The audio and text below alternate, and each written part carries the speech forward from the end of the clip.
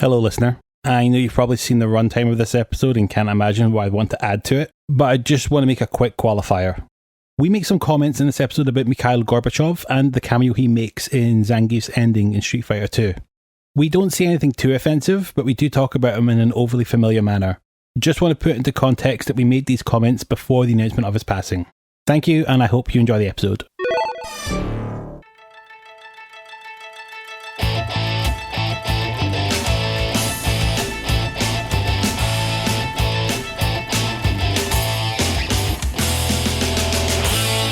Hello fighters, and welcome to Starter Quest, a podcast where we look at classic video games through the eyes of a white belt.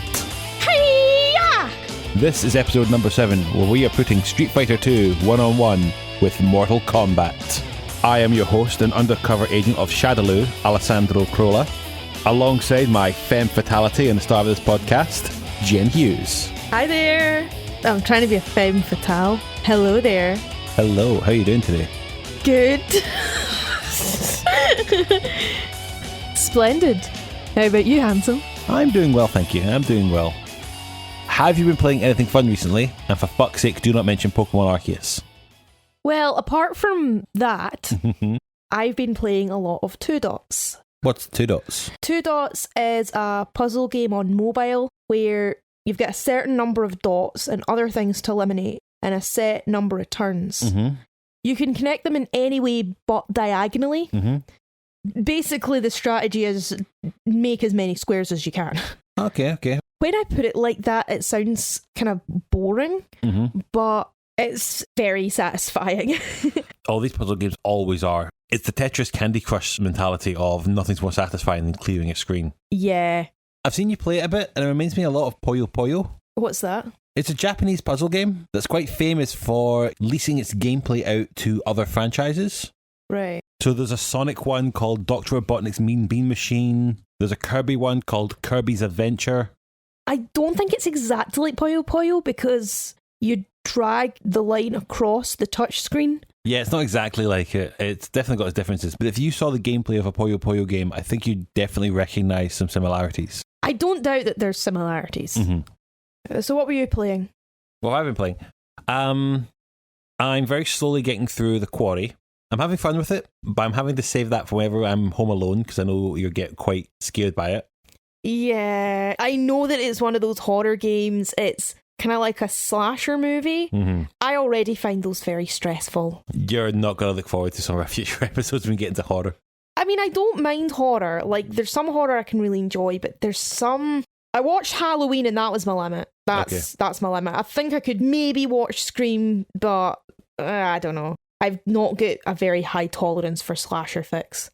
When I'm not playing The Quarry, I've been plumbing the depths of the new PlayStation Plus subscription. Right. And I'm actually quite enjoying playing some of the classics on it. What kind of classics are you playing? Kureshi, Intelligence Cube. Oh god, Kureshi's also very stressful. I don't know how that one is stressful. That was just you being weird. It's in this liminal space where all you can hear is like the thudding of the blocks coming towards you, and whenever like you clear a level, it makes this horrible ominous note. It can't just be me, right? Please validate my views on this. It's not just me that finds this game abjectly stressful. And I also picked up a little game called Last Stop, which you've been watching me play. Yeah, that's pretty good. It's trying to be a narrative adventure game where you can choose your own responses, but I'm not sold that my responses are changing anything about the game. Right. It's got 3 different storylines. Mm-hmm. There's the dad, who just doesn't seem to be doing anything right. Yeah, he's having a bit of a Freaky Friday with his neighbour. There's the domestic affairs one with a woman who works for this tech company who is an absolute cunt. Yeah, I don't like her. She's an absolute awful human being, and her storyline is just watch her be an awful human being. And then there's one with the teenagers where they kidnap an alien or something. And the teenagers are absolutely insufferable. I don't like them. That one with the teenagers is the most Doctor Who of the 3 of them. It's all set in London, so there's a really strong British TV element to the whole thing. Yeah. That was the most likely that the Doctor's going to show up and save them all from this alien. It reminds me of that Alistair Beckett King video where it's every popular sci-fi show, and it's just Doctor Who, and he's playing the Doctor and his companion, and the Doctor asks, So, I've got a machine that can travel anywhere in time and space. Where do you want to go? London. Present day London. And as a huge Doctor Who fan, I've always asked myself, like, why do they always go to fucking London? What's so great about that? Why do all the aliens want to invade London? Because we don't have guns. Shall we get on to our game of the day? Let's get on to it, yeah. Or should I say games of the day? For we're doing a bit of a special comparison of Street Fighter 2 against Mortal Kombat. Mm-hmm. Before we go any further, I think we should just lay some groundwork and just ask, what is the genre of these games and how would you describe it? These games are fighting games. Mm-hmm. So lots of games have fighting in them. Mm-hmm. From your platformers, you have to fight enemies. RPGs, you have to fight enemies. But they are not necessarily fighting games. Mm-hmm. What makes a fighting game is usually one where the fighting tournament is the main focus. Mm-hmm. So mostly it's 1v1. Like I know that Street Fighter and Mortal Kombat and Tekken and stuff are all 1v1. Usually, yes. Usually, give or take. There's usually an arcade mode where you rise up the ranks and become the fighting champion. Mm-hmm. But a lot of it is just knocking the living daylights out of your friends. Mm-hmm. Virtually. The goal of these games is beating the living daylights out of your opponents until their HP bar goes down and they die. Or in the case of Smash Brothers, when they become light enough that you can knock them off the screen. Yeah, like they straight up like shoot into the air. It's incredibly funny. We talked about this in our first episode, but you are familiar with the Smash Bros series. I'm very familiar with the Smash Bros series. So you're not a complete noob to fighting games. Yeah, I mean, my social life for, let's face it, the majority of my teenage years was playing Smash Bros Brawl with my friends. Who's your character of choice? Character of choice, sometimes Daisy, but mostly Meta Knight. Mm-hmm. Meta Knight is like a Kirby looking guy, but has a suit of armour. Yeah, we'll cross that when we get to our Kirby game. But he has a great side attack with like spins about like a drill and does the same kind of like for his up. And also, like, he's one of the characters that can fly. It means that you're not as likely to fall off a ledge and lose points. Yeah, he's a great character to use. How about you? Do you have a character of choice in Smash Bros? I've always been a big fan of using Donkey Kong. He's just always been the one I've been using since Melee that I'm very familiar with. Outside of Donkey Kong, I've gotten quite good with Sonic as well. Yeah. Sonic's another one I do quite like to use in that game. They added Sonic really recently, didn't they? Not as recently, it was Brawl actually. Oh, it was Brawl, so it was. The story mode for Brawl's underrated. It's incredible. Yeah, you said that like 3 times now. I can't emphasise it enough.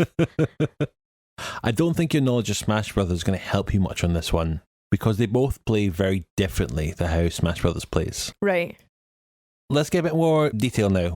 What do you know about these games? So, plot twist. Mm-hmm. I have actually taken part in a Street Fighter tournament. Yeah, we're kind of cheating a little bit here, because you have technically played a Street Fighter game before.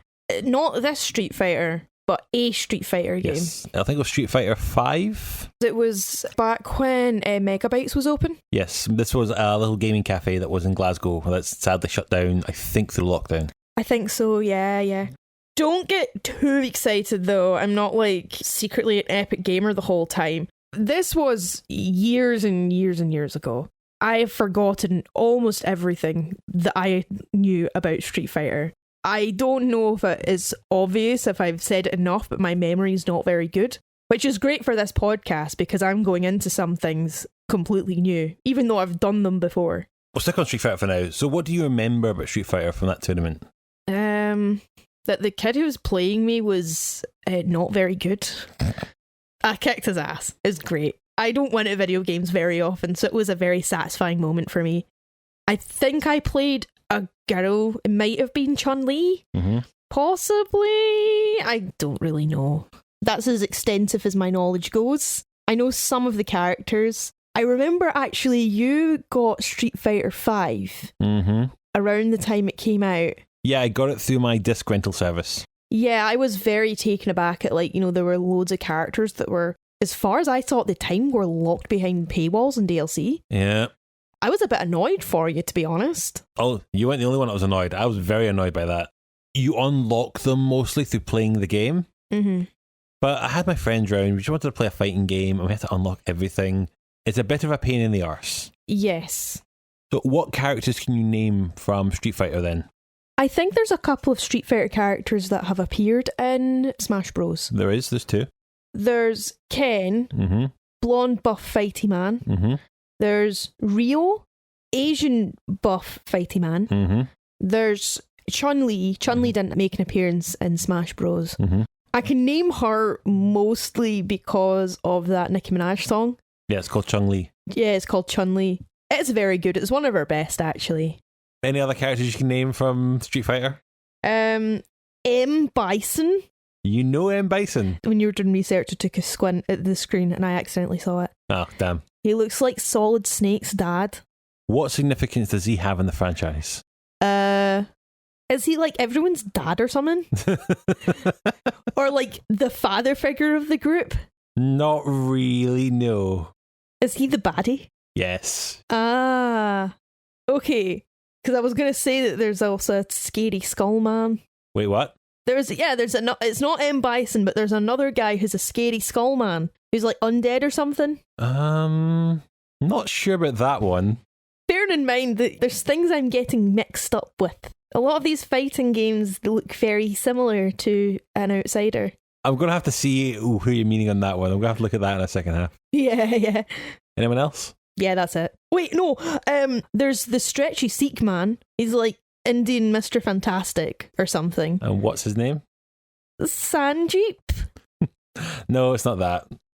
No, I don't know. Sorry. That's okay. He is a character in this game, so you're definitely going to meet that one. There's no other Street Fighter characters you know? No. Is there a story to Street Fighter? I don't know. Apart from being like the best fighter on the street, I don't know. Okay. Do you know who makes Street Fighter? Capcom? Yes. I've watched some What Happens, Matt McMuscle videos. Yeah, and the name Capcom you can't get away from. It's going to become a very prominent name in this podcast going forward for sure. Okay, now let's switch tracks then and talk about Mortal Kombat. Right. What do you know about Mortal Kombat? As far as I know, Mortal Kombat is like Street Fighter, but it's really controversial and violent and gory. Yes. Instead of just your health running out and you flopping onto the ground defeated, the opponents have like a fatality. What's a fatality? It's like one finishing move that really floors your opponent, which in theory is just, like a bigger punch or something, but actually there's one where a woman gets sawed in half. So not so much floors your opponent then, is it? Yeah, it's more kills your opponent until they're very, very dead. Yeah, that's kind of what's implied by fatality. Yeah. Like most games, it would just be like a punch or a kick. Yeah, and then you're knocked out lying on the ground. Yeah, you're going to get back up after it. You've been sawed in half or had your head taken out, ripped out with your spine hanging out, or frozen to death. You're not getting back up. No. Do you know what line normally signifies the closing moment in a fight in Mortal Kombat? I think someone yells fatality. No, before that. Their health runs out.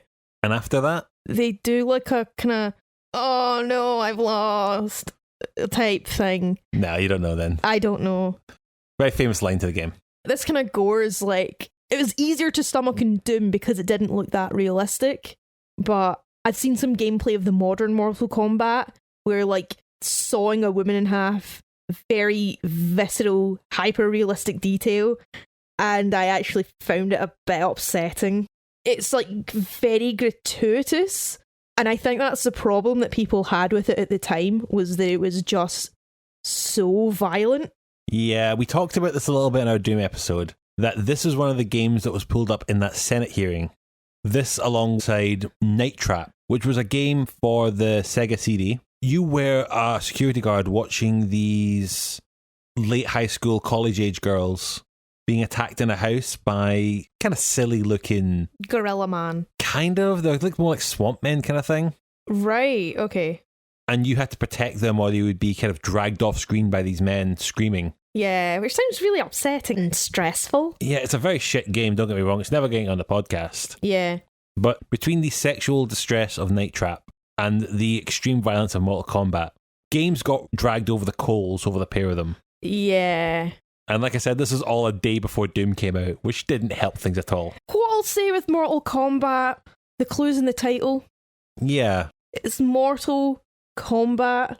The problem being is that a Mortal Kombat machine would be put next to the Simpsons arcade game and a game of Pac-Man. And we're trying to say that all three of these are on the same par, which they're definitely not. There's absolutely a maturity to Mortal Kombat that needs to be justified. Even if it's just that this game is for adults only, totally fine. Maturity might not be the right word, because something that is like that gratuitous and stupid, I don't know if you could call that mature. Fair point, yeah.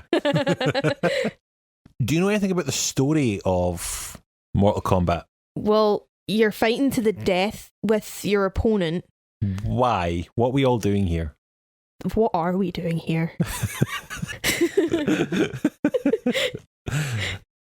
I don't know. I don't know. It's just because the game designers thought, oh, blood and violence. Oh. Okay. Are you expecting much story from these games, actually? Not particularly. No? No. Okay. It's like all the fans of these fighting games are going to be screaming at me, but Jen, there is a story. One of the problems with fighting games is that usually they always have a story that comes up at the end that explains what happened after they won the tournament. Oh, a big thing of text. It was a big thing of text. Now it's like a short video you get. Mm. The problem being is that they're not all canon, because only one person can canonically win the tournament going into the next game. Yeah, it's not Sing where everyone wins. Yeah, exactly. It's only actually one winner. Mm. So you get a lot of stories, but most of it being just, this is complete bullshit written on it, because it doesn't become canon. So basically I'm going to find out whose thing becomes canon. Maybe. We'll explain what we're doing when it comes to playing through the games later. Yeah, there's like a 1 in 16 chance that my ending will be canon. For now, though, let's just finish up on Mortal Kombat and ask, what characters can you name?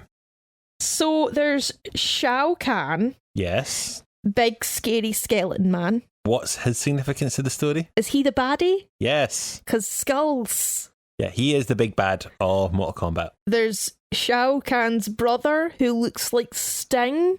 Not the police Sting, the wrestler Sting. I'm not sure about this one. Mom. Someone's mother is in the game. Wait, what? I don't know who though. That might be Mortal Kombat 2. I remember like in every bad acting compilation there's a scene from the Mortal Kombat 2 movie. It's this like woman who's got Bride of Frankenstein hair saying, "Too bad you will die." That's sadly a character from 2. I know who you're talking about now. I don't know where you get mum from, but that probably says more about your mother than anything else. You know she listens to this podcast. I know she does. You bastard. I don't know whether it's this or Tekken, but there's a bear. An actual bear. That's Tekken. Right, that's Tekken? Yes. Right, okay. Any other characters you can name from Mortal Kombat? I think you alluded very lightly to one of them earlier. You're talking about one of the fatalities. Frozone. Sorry, Frozone. Yeah, the guy who freezes things. And do you remember what his name is? No, I don't know his name. That's why I called him Frozone. No, fair enough. He likes his frozen yogurt. I don't know. So you're going into Mortal Kombat with a lot less knowledge of the cast. Yes, much less knowledge of the cast. True. It is admittedly smaller than the Street Fighter 1 for this game. Mm. Do you know who makes Mortal Kombat? The Marquis de Sade. No. What? The guy who coined sadism. No, not him. Fucking hell. Yeah, it's a deep cut. Only true intellectuals will get.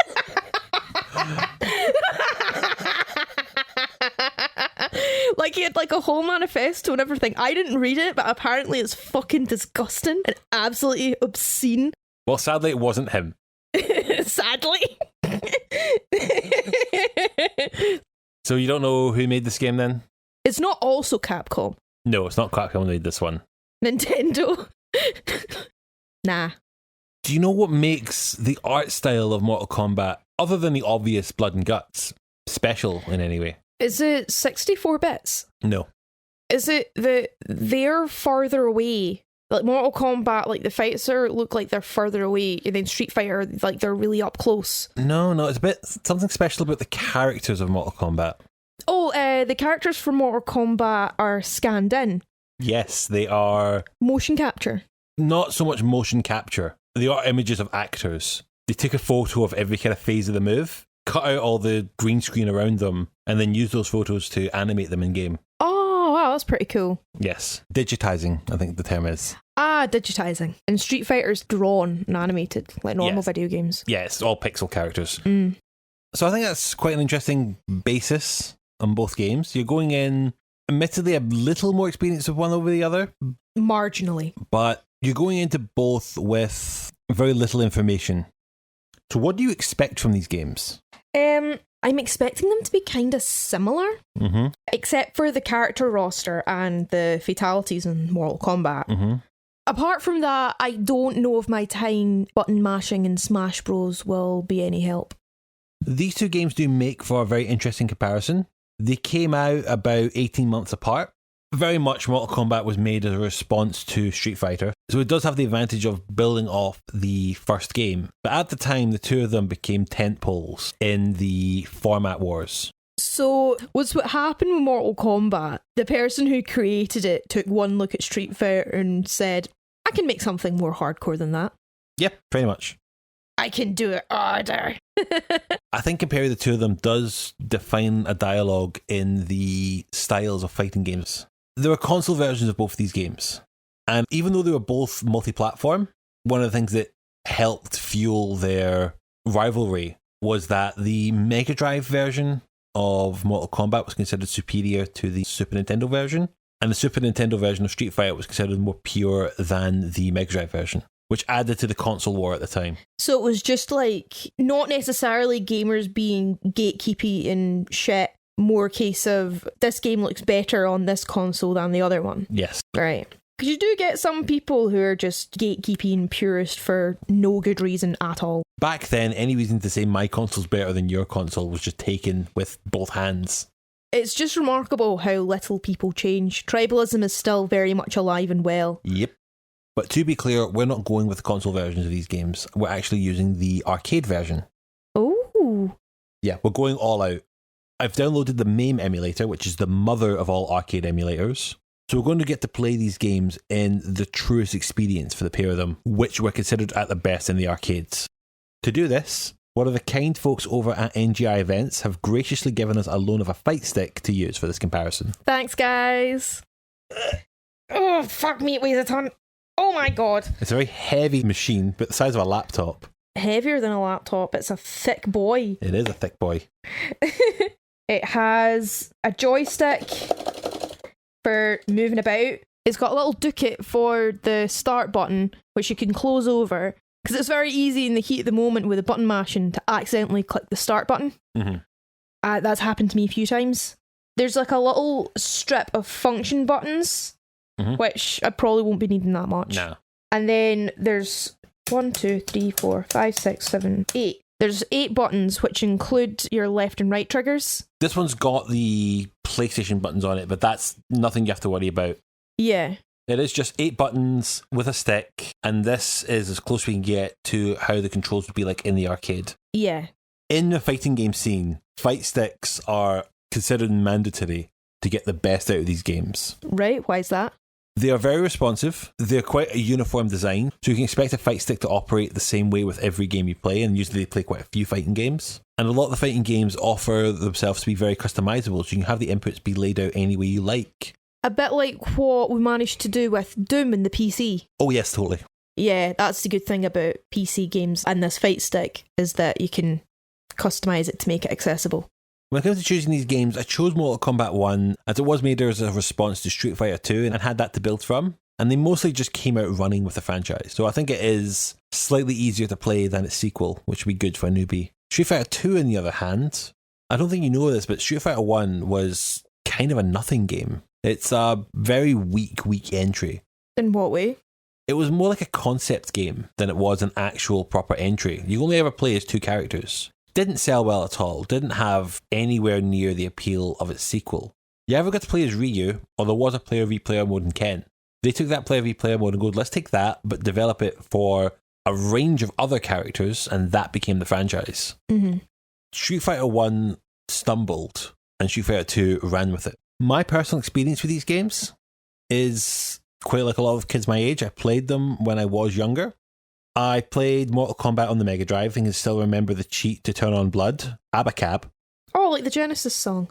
Really? Yeah, there's a song called Abacab. I don't think it's about Mortal Kombat, though. I would be very surprised if Phil Collins had played Mortal Kombat. But then, people are complex. Wow. So the Genesis song Abacab on the Sega Genesis. I think it might be a coincidence, but yeah. I wouldn't be surprised if this was intentional. The guys who made Mortal Kombat were huge in creating little Easter eggs like this. Ah, that'll be it. So a code on the Mega Drive, which in America was known as the Genesis, to unlock blood is a song by Genesis.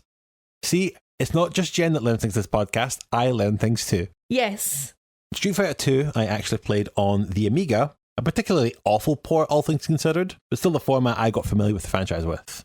I have to admit that I'm not great at either game. Neither is my fighting game of choice. I'm more of a Tekken man, which we're saving for a future episode. Oh, Sandro, are we going to do like another fighting game versus fighting game? No, when it gets right to Tekken, we've got a lot more with that we can do its own episode on it. The only reason why I'm doing this game v game for Street Fighter and Mortal Kombat is because outside of trying to complete the game with all characters, it's quite light on content. Right, okay.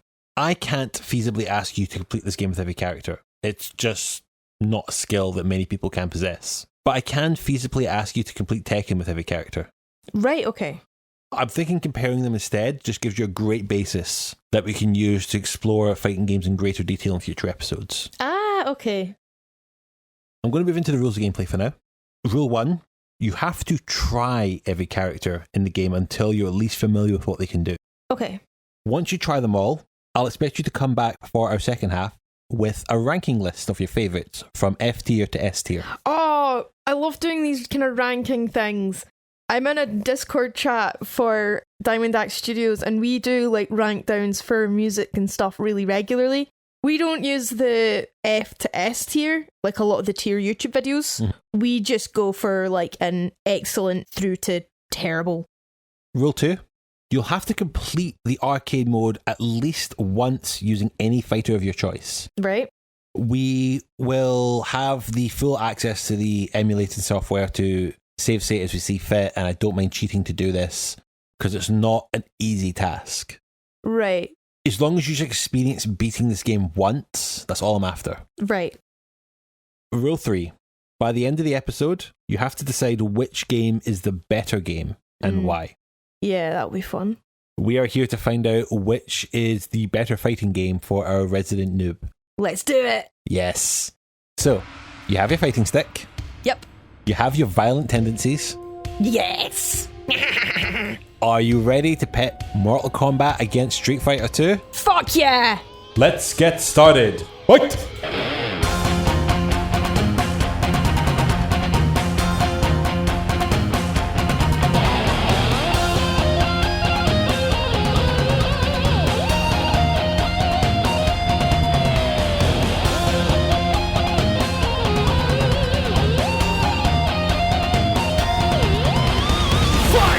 Welcome back.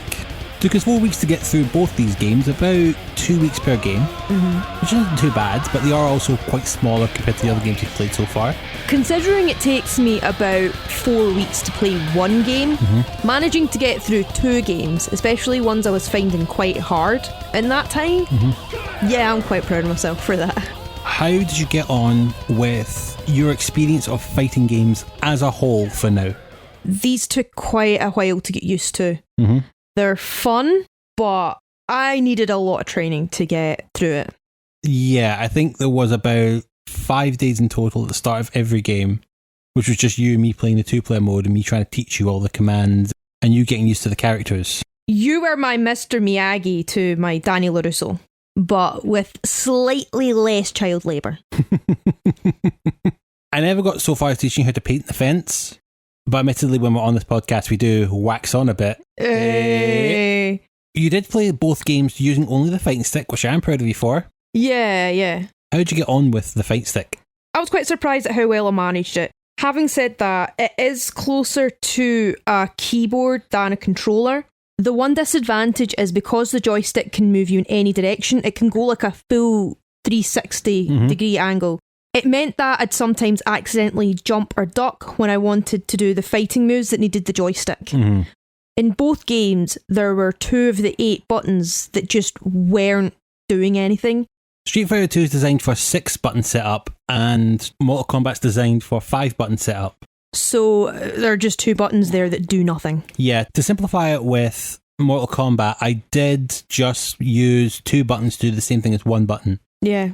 Because there's usually supposed to be a block in the middle, so I just put both buttons to be block. Yeah, and you had to tape over the duff buttons as well. Yeah, I do apologise to the guy over at NGI who loaned us the fight stick. We just used some masking tape, so it came off incredibly easy. But yeah, we did lightly tape over the buttons. We did have them taped down, but the first time we had to rebind buttons, we saw the flaw in that one, so we left them with tape over it, but the buttons not held down. Mm-hmm. That was a bit of a pest, to say the least.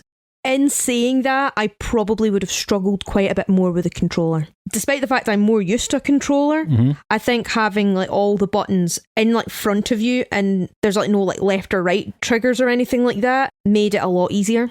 I think if we were going to do this on a controller, the Mega Drive controller would have been the one of choice, because that had the 6 buttons in the front of it. Right, oh yeah, so it does, yeah. Seeing as the game's your only comparison, how would you say the games felt compared to Smash Brothers? I find them more difficult. How so? Well, I found the computer players in both games pretty merciless, which is, again, a feature, not a flaw. They wanted the computer played characters to be difficult, so you'd keep putting money in the machines. Yeah, that's what they're designed to do. It was a real difficulty curve for me. With Smash Bros, at least the Smash Bros games I played, you can add handicaps. There's tutorials if you need them. There's a bit more, depending on what game, there's a bit more of a story mode type thing. There's so many characters that it's probably impossible to say that all of them have different fighting styles. Admittedly, all the features talk about there, though, they will come to fighting games, even just by the PlayStation generation. The Street Fighter Alpha series had training mode, mission mode, a more robust storyline to it. All these things to make it more comfortable to the player. Yeah. The games are a lot more forgiving and a lot more introductory to newbies, but they also have a lot more complications to them. Again, picking the arcade versions are very purposely some of the most boiled down experiences of both games. That's another reason I want to go back to the early 90s. Nowadays, they have so many of these new mechanics that, honestly, is what puts me off fighting games. Really? It's things like having to learn what a bounce cancel is. I'm just like, I don't care to learn this. Yeah, not gonna lie, there were points at the start of my journey where I was tempted to just give up. If I wasn't playing this podcast and I didn't want to give these games a good shot, I would not have gotten as far as I have. But then, looking back at it now, and as the listener will learn by the end of this, you got a lot further than you might have expected you would. I got much further than I expected, actually. I'm very proud of myself. With that being said, we can't go any further talking about fighting games as a whole, and we're going to have to get more specific on both games. Yes. I'm going to do the history and design, and I'm just going to talk about these games in turn of how they bleed into each other. The story of Street Fighter 2 starts with 2 names, Akira Nishitani and Akira Yasuda. Okay, who are they? Nishitani was a well-regarded hand within Capcom. He had manned quite a few of the arcade games in the 80s, and he would go on to be one of the lead designers on Street Fighter 2, all through the development of Street Fighter 2 and its further iterations, and then well into their next Street Fighter project. Yasuda, who also goes by the name Akiman, was the lead art designer for Street Fighter 2, and saw the art as being the key appeal of the entire franchise. Right. Yasuda's done a lot of design work both in video games and in anime, and he's still going quite strong even to today. Yeah, that makes sense because Street Fighter's aesthetic is very anime. Yes, that's absolutely intentional. He wanted to draw these characters who had maximum appeal and leaned more on the manga styles of the time to create a high appeal for these characters. Those two, alongside the producer Yoshiki Okamoto, led development on the game. However, all 3 were not involved in the creation of Street Fighter 1. Right. That was created by Takashi Nishiyama and Hiroshi Matsumoto, who wanted to make a game in the style of a quite seminal 1984 game called Karate Champ. Right. That is one of the earliest links to the fighting game genre and will come up later in this episode. Okay. Street Fighter 1, you either played as one of 2 characters, who both appear in this game again, and you would go from country to country fighting a different opponent until you got to the boss. So it still plays a lot like how this game played. But you didn't get to choose what character you played? Not really, no. You either played as player 1 or player 2, essentially. Because Ryu and Ken are just the same character. Yeah, we'll explain that more when we get to the characters. After Street Fighter 1's release, both those guys had left Capcom to work for a company called SNK and would create the Fatal Fury King of Fighters series. Right, I don't know what that is. Honestly, if we wanted to, we could have made this episode a three-way duel between Street Fighter, Mortal Kombat, and King of Fighters. In Japan, Mortal Kombat isn't as popular as King of Fighters, so the rivalry was more between Street Fighter 2 and King of Fighters. That makes sense. Mm-hmm. Also, totally worth pointing out, but not very important for this episode, Street Fighter 1 was the first game in which Keiji Inafune got his start in the gaming industry as a character designer. That's a name that will become more relevant in a future episode. So, instead, Nishitani, Yasuda, and Okamoto made a different game called Final Fight, which does have some ties to the Street Fighter franchise. However, they wanted to go back to the Street Fighter 1 formula and think on how to develop that directly. They came up with the idea of doing a game a lot like Street Fighter, but beef it up by taking that exact same idea of Street Fighter 1, where you are a character going on a journey around the world and fighting different characters along the way, but this time making it that you can play those characters too. That sounds like quite an upgrade. It is. So you went from having just technically one playable character with 2 palettes to 8 playable characters. If you play Street Fighter 2 as Ryu, you're literally just playing Street Fighter 1 again. For the most part, yeah, with improved controls. With improved controls, of course. They made the game a lot easier to control than the original game. They made the special moves a lot more simple to perform. And they gave the players new features like throws and more efficient blocks. We're talking about video games improving over time. This is quite a good example of that. Mm-hmm. They wanted to work from the mantra that every playable character should feel different to play. Yeah. Give them all advantages and disadvantages for players to use, abuse, and overcome. Which is a good feature in a fighting game. I really liked that. Yeah. Street Fighter 2 was released in February 1991 and went on to be the 4th highest grossing video game of all time. Wow. Grossing over $17 billion when adjusted for inflation. The only things higher than it on the list are Dungeon Fighter Online, Space Invaders, and Pac-Man. I've heard of 2 of those things. Yes. Now, at the time Street Fighter 2 was being designed, an American company called Midway were making a name for themselves in the field of digitized graphics. Yeah, I think I know where this is going. Back when they were still Williams games, they'd begun releasing games which used photographed images for sprites, most famous of which was their Terminator 2 light gun game, where they actually got access to the film set to take a few images. Are you playing Arnie in that game? I think you're playing Arnie. I couldn't say for sure. You're possibly playing the Terminator with actual images of Arnold Schwarzenegger. As far as I know, it was just Arnold Schwarzenegger's stunt double. That sounds more within budget. However, they did get actual footage of Robert Patrick for the game.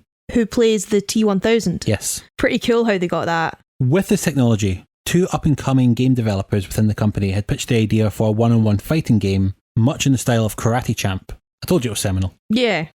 These people were Ed Boon and John Tobias, long considered the fathers of a little game called Mortal Kombat. Oh, that's really cool how Mortal Kombat's got 2 dads. Yeah. They were both junior developers who had met and bonded over this idea that drew on their love of kung fu movies. You can very much see that in how everything about the game is. Yes. It's very cute, actually. If it wasn't so horrifying and violent, it would be very cute. When Midway's management saw the success of Street Fighter 2, they took this idea for their own fighting game and greenlit it. But with the caveat they had to complete the game, originally said 6 months, but then upped it to 8. A tight timescale. But thankfully, Tobias and Boone had been brainstorming ideas for this project since they made the pitch. Right. They originally tried to secure a movie star to lead the project, reportedly Jean-Claude Van Damme. Yeah, you can also see that in the gameplay as well. We'll get to that. Yeah, they were going to try and do it as an adaptation of Bloodsport. What's Bloodsport? It's the movie that made Van Damme famous in the West. Ah, okay. Sadly, the deal couldn't be secured, but thankfully they went ahead with the project anyway. Boone reached out to one of his old martial artist friends and did their very first test character. It's really cool. There's actually footage of them filming the video of the characters in their costumes as they would appear in Mortal Kombat that's on YouTube for you to watch. Yeah. They're in this grey room and just posing and doing moves in front of a camera, with then getting scanned and then rendered on a PC to get put in the game. I think that's what they did with Snow White and the Seven Dwarfs. Not with computers, but yeah. So when they made Snow White, this was before, like digital computers or digital photography. What they did was they filmed live action actors playing all the characters, and then their animators traced the movement. That way they were able to get across like realistic movements, like Snow White moving like an actual princess.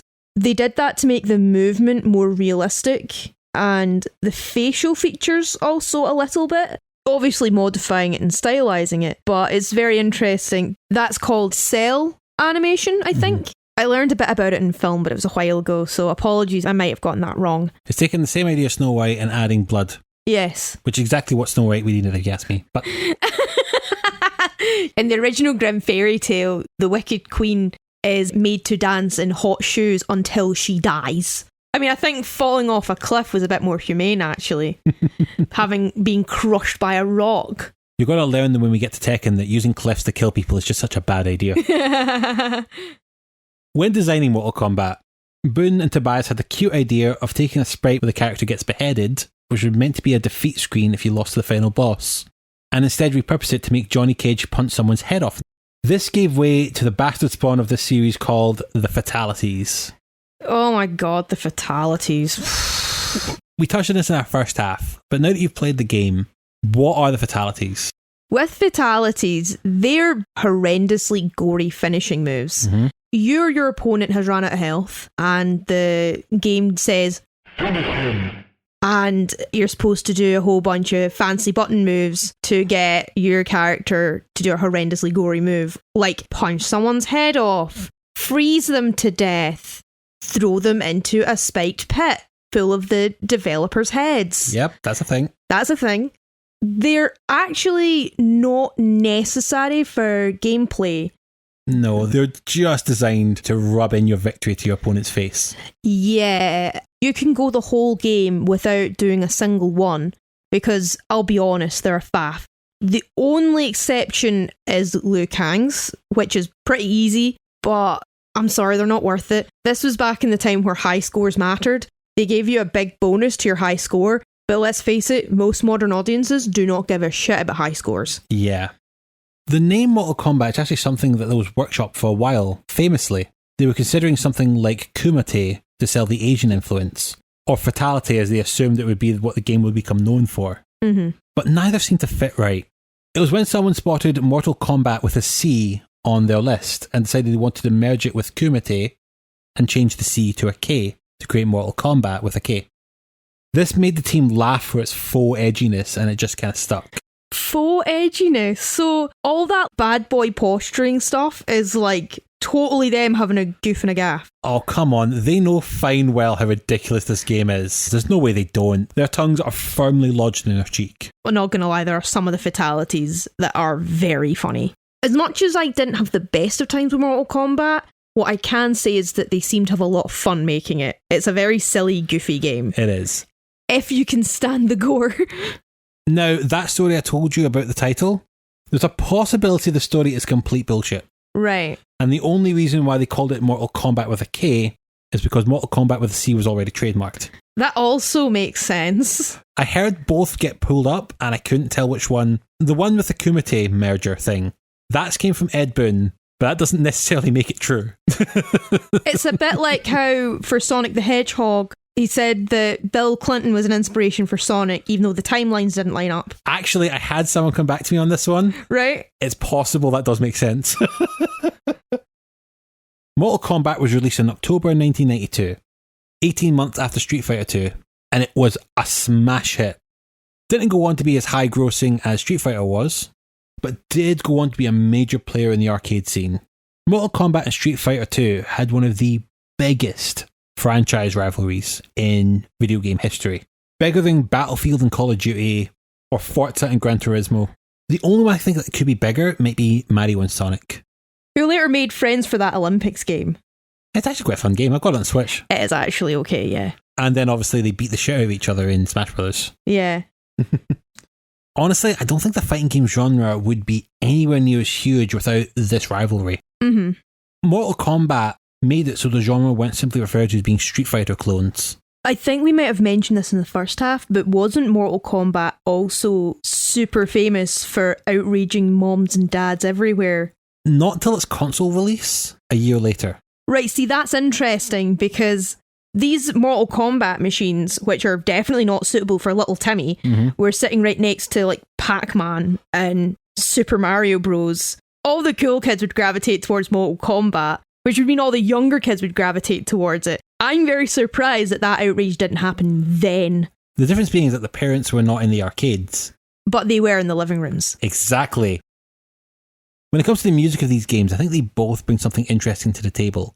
Yoko Shimomura brings what is our first female representation to game design on this podcast by being the lead composer of Street Fighter II, with some additional work by Isao Abe.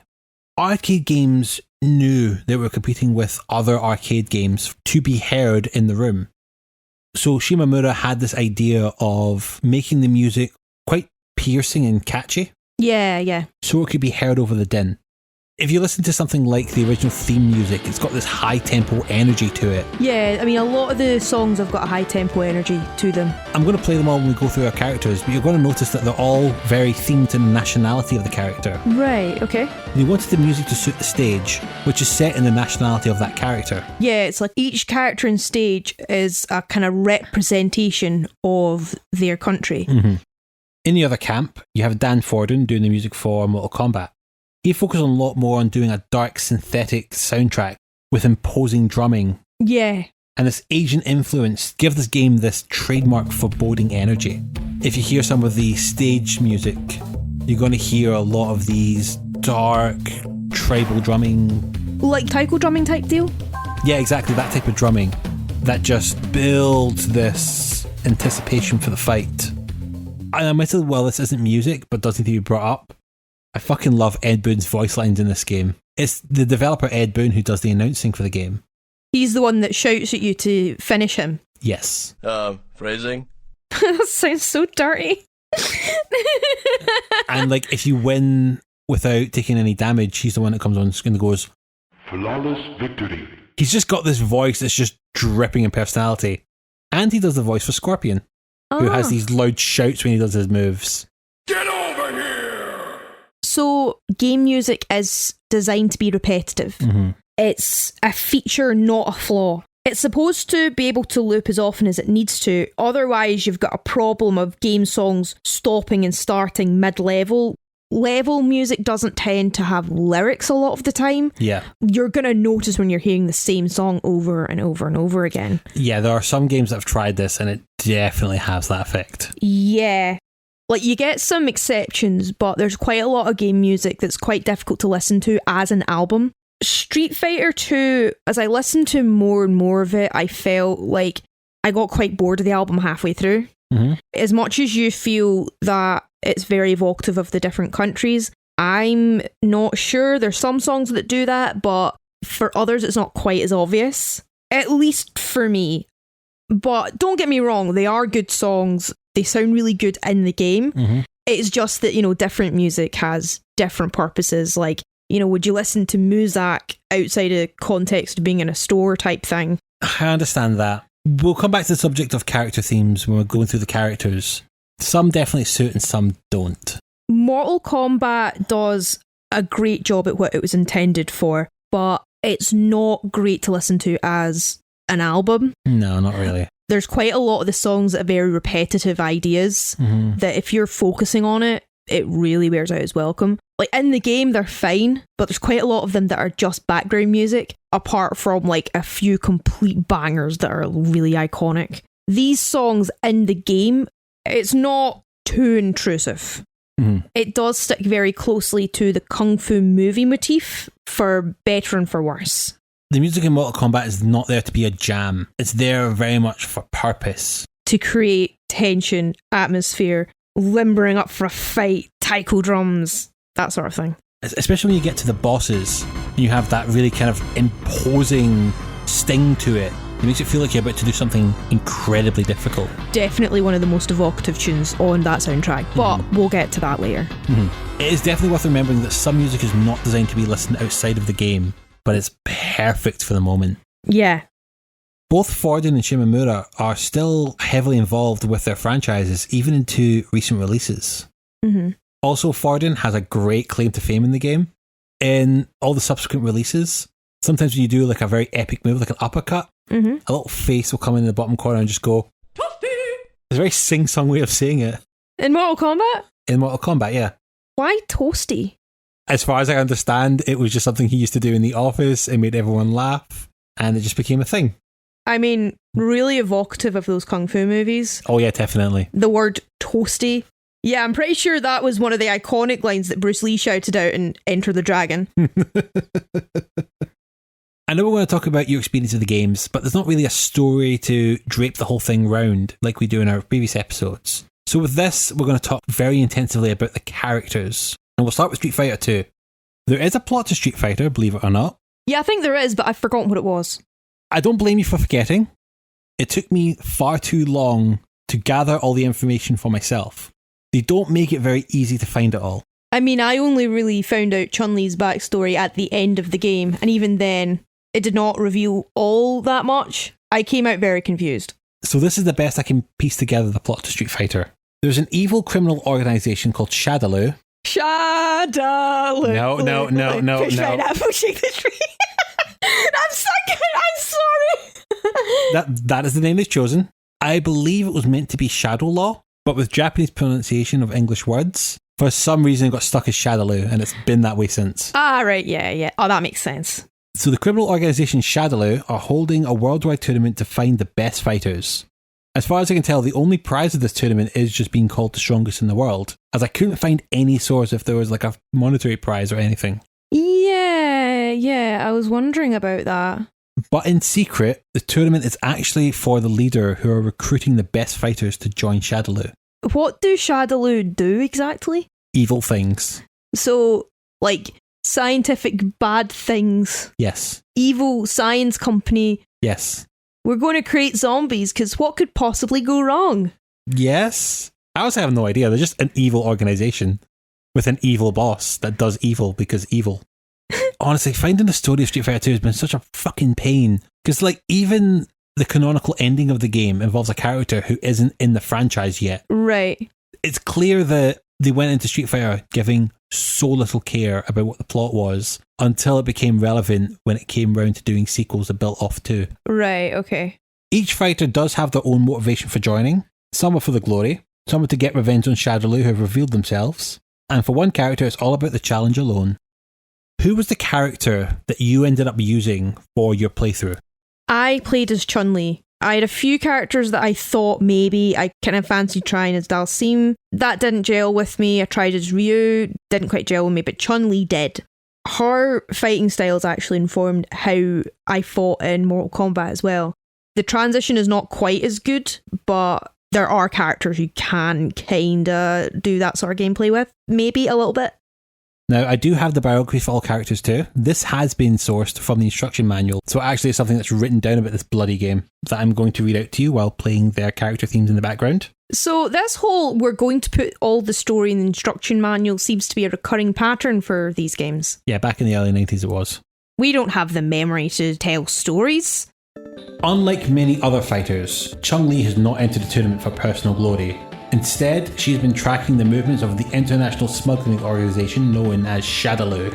The trail has led her to the tournament, where she now believes one of the 4 Heavenly Kings is responsible for the disappearance of her father. That's the name they have for the 4 bosses you fight at the end of the game. Not gonna lie, it sounds like how you would describe Boys to Men. I mean, when you think about the 4 bosses to this game, I think they can make a boy band, yeah. Stunned by her good looks, opponents often underestimate Chun-Li's ability to find themselves flattened by a few well-placed kicks. Chun-Li's quest for justice guides her life, but at the heart she's just a young girl who yearns to live a normal life. Chun-Li's music is actually my favourite piece in the game. Mm-hmm. It uses a lot of pentatonic scales, scales that are like, 5 notes. You'll recognise that sound in traditional Japanese music, but also in traditional Scottish and Irish music. It's a really nice sound. It is interesting that they do make sure to emphasise how pretty and single she is. Yes, she is a pretty single female. Yeah, I mean, great, but is that relevant? As this is an audio podcast, I would like to invite you to describe every character as we bring them up. Mm-hmm. She's got quite pale skin and brown hair and the kind of space buns type thing. She wears this like beautiful long silk dress that's got slits at the sides because it's easier for her to move around in, not for, any other reason at all. Yeah, this is video games in the 90s. There's probably another reason involved. Yes, absolutely. But you know what? I love the character designs. I'm not throwing stones. Don't make it sound like she's some cutesy character. She has this very stern-looking face. And big anime eyes. And thighs that could crush cars by the looks of them. I mean, yes, please. I'm sorry. That's going in. That's going in. No, I don't know where that came from. She's a really good character, hence why I decided, yes, I'm playing as her. She's great. Chun-Li is the only character that was designed by Akira Yasuda directly. And she was designed to be a lot more cutesy originally. They wanted to make her a lot more adorable and fun and bubbly. But this design ended up getting bent and they made her this more muscular figure to make her seem more on par with all the men. So they decided against going for uwu waifu and decided, nah, let's be serious here. Would she actually be like that? Would people take her seriously if we made her like that? I don't know, because they took the idea of a cutesy character and funneled it into a character in one of the later games called Sakura. That's true. What drove you then to choose Chun-Li as your favourite in this game? Chun-Li is incredibly agile. Yeah, she is easily the fastest playable character in the game. She is able to do a lot of kicks and a lot of different punches. Her throws are also really quick as well. With her, it's a lot easier to kind of outmaneuver your enemy. Yeah, she has a lot of great skills that she can take advantage of in the air. Yeah, like while she's in the air, she can jump on people's heads like Mario. Yeah, she has this kind of stomp move that if you time it right, you can get 3 stomps in a row before you can then hit the floor. Yeah, she also has this helicopter splits kick. Yeah, the spinning bird kick. Yes, I mean, it doesn't look very bird-like. It looks more like a helicopter, but okay. I think that's because she is a bird, eh? Oh, fuck me. Really? I don't know. I guess bird sounds cooler than helicopter. There's something kung fu about certain kinds of birds, but there's nothing kung fu about helicopter. Yeah. Okay, anyway, sorry. She spins around upside down, like legs straight out, across the stage, hitting the enemy, and does quite a bit of damage. Yeah, she is wearing tights, so you don't get to see anything, all you pervs out there. Yeah, I mean, even then, like, you can't get the right angle anyway. It's too fast. Okay. Sorry, I meant pervs in here then. Shut up. But it's actually quite difficult to pull off when you're fighting. You have to put quite a few buttons into it. Yeah, she's one of the 4 what's called the charge characters. What does that mean? There's different ways to do special moves in this game. Sometimes you do a particular movement on the stick and then press a button. With some of the characters though, you have to hold a direction for 2 seconds, push in the opposite direction and then hit a button. So you charge up the move first and then you hit. Right, yeah. All the other characters who have charge moves have one where you move backwards and it's forward hit. And it allows them to be a lot more agile with their charge moves. Chun-Li is the only character who doesn't have one going back. To do the spinning bird kick, you have to hold down. Which still can be used quite strategically. But the 2 seconds can kill you in preparing for a move. Especially if you're up against a really fast character. In later games, they reduce that to 1 second, and it's a lot more usable at that point. But that's her one drawback, is that the spinning bird kick is a bit of a useless move. Thankfully, you made use of the head stomp. Yeah, it was fun. She also has a lightning kick, where she kind of like does like a whole bunch of really rapid fire kicks. Kick. And sometimes if you leave it charging too long, an enemy can end up taking advantage of that. Yeah, but it is a great way to knock an opponent back and get yourself some room when you can start then planning your next move. Yeah, it's quite good for that. And also looks pretty cool. Yeah, it does. So with your favourite character selected, we're now going to go through the characters one by one that you fought on your way to the 4 Heavenly Kings. First, we have Ryu, who serves as this game's default protagonist and was the character of choice for the first game in Street Fighter. Yeah, he was the Japanese buff fighty man I mentioned in the first half. Yes. A student of the Shotokan School of Karate, Ryu has developed into a pure warrior He has devoted his entire life to the perfection of his fighting skills and has left everything else in his life. Ryu has no home, no friends, and no family. Instead, he wanders the globe seeking to test his skill against other fighters. Not gonna lie, that sounds like a nervous breakdown waiting to happen. Now, fighting is all he needs in life. He doesn't need no women, doesn't need no cars, doesn't need no house. He got the fight. Yes, he doesn't need no women, he doesn't need that level of fighting. Yeah, he's not quite adept at that type of fighting. Probably the strongest all-round fighter, Ryu has claimed the title of world champion after his narrow defeat of Sagat. Plot to the first game.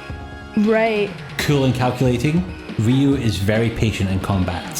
When Ryu observes weakness, he moves quickly to dispatch his opponents with the awesome power of his Dragon Punch. See, I was expecting Ryu to be a bit more of a Mary Sue. A Mary Ryu, if you will. His only flaw is that he cares too much. No, his only flaw is that all he cares about is fucking pasting your face in. Yeah, pretty much. He wore a white karate gi. He has like dark hair, bare feet. He looks like he owns a small dojo. He's always been the de facto protagonist of the whole franchise. Mm. So when it was time to design this game, Ryu was considered the base state. All characters would be compared to Ryu. So, for example, Chun-Li is designed to be faster than Ryu. Right. Ryu has all the same moves he has from the first game, including his 3 special moves. He has what we previously mentioned, the Dragon Punch, or is better known as the Shoryuken. Oh, the uppercut one? Yeah. That actually, in all the special moves in this game, I think that's the only one you couldn't perform. Yeah, I don't remember why that was. You have to do this kind of Z with the controller. That's why it's very hard to do a Z even with the joystick. And do a Z as quickly. Yeah, the movement just completely fucks you up. It's one of those things that it took me a while to learn too. But once you learn it, it's such a satisfying move. I can imagine. He also has the Hadouken. Hadouken! So, oh my god, that sounded really racist. That's the way he says it. How would you describe the Hadouken? He puts his palms together and claws his hands, and then a bolt of energy shoots from his hands. Yeah, essentially just releases a fireball. He like does the fireballs from Mario, but like with 2 hands rather than 1. And that is the move which I am literally Googling right now because I can never bloody pronounce it. The Tatsumaki Senpyaku. The what? The weird hurricane kick he does. Oh, yeah. Yeah, he just kind of jumps in the air, one leg out, and just spins this like a top and just goes across the screen. A bit like Chun-Li's flying bird kick, but with 1 leg instead of 2. And without going upside down, yeah. He cannot do the splits. No, he cannot. One thing he didn't learn in his deeply extensive fighter training. Yep, that's his drawback. Again, he's quite a bog standard character. I did show you him, but you weren't too impressed with his moves, were you? Yeah. I really like that bullshit spin kick he does, which is great when you're playing as him. My editor Mark did always refer to that as being the bullshit will kick based on that audio clip that I played a moment ago. Yeah. It's great when you're playing as him. It's awful when you're playing against him. Yes. I also like the fireballs. They're a really good distance attack. Yeah, Chun-Li gets those in a later game. She gets her own fireball she can do. Oh, brilliant. What I didn't like about Ryu was that he's not as jumpy or agile as Chun-Li. Like, he's quite agile, but not quite as. No, again, Chun-Li is supposed to be more agile than Ryu. It's literally like the design of her, that's the mentality. You know, as you said, I couldn't do his Dragon Punch, which was really frustrating. And I also found, like, he has the 3 special moves, sure, but they are quite tricky. With fighting against him, you have to get right up in his face with quick attacks because his distance attacks, like, you know, the fireball and stuff, is really good. That spinning kick is something he also does from a distance. If you get up close, don't let him get too far away and just keep hitting him and hitting him and hitting him. Well, at least as Chun-Li, in my experience. If you're able to be fast and get up close to him, then he won't be able to use his strengths against you. Although it is worth pointing out that the Dragon Punch definitely punishes you if you get way too in his face. Yeah, one thing about these fighting games, and I think this applies to most of them, is that if you keep doing the same move over and over again, they will anticipate you doing that move and counter it. So you have to change tack quite a fair bit to keep them on their toes. That's usually true, but there are some exploits you can definitely take advantage of that we were definitely using when we got to some of the later fights in Street Fighter and Mortal Kombat. I mean, even then, they still had that element, but I know what you mean. Mm-hmm. After Ryu, though, you also have his rival and the other character who was playable in Street Fighter 1, Ken. Yeah. A disciple of the Shotokan School of Karate, Ken Masters is a natural athlete.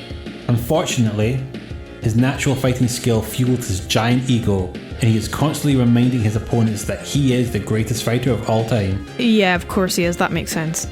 For the past year, he has let his skills deteriorate and has spent most of his time on the bench with his girlfriend Eliza.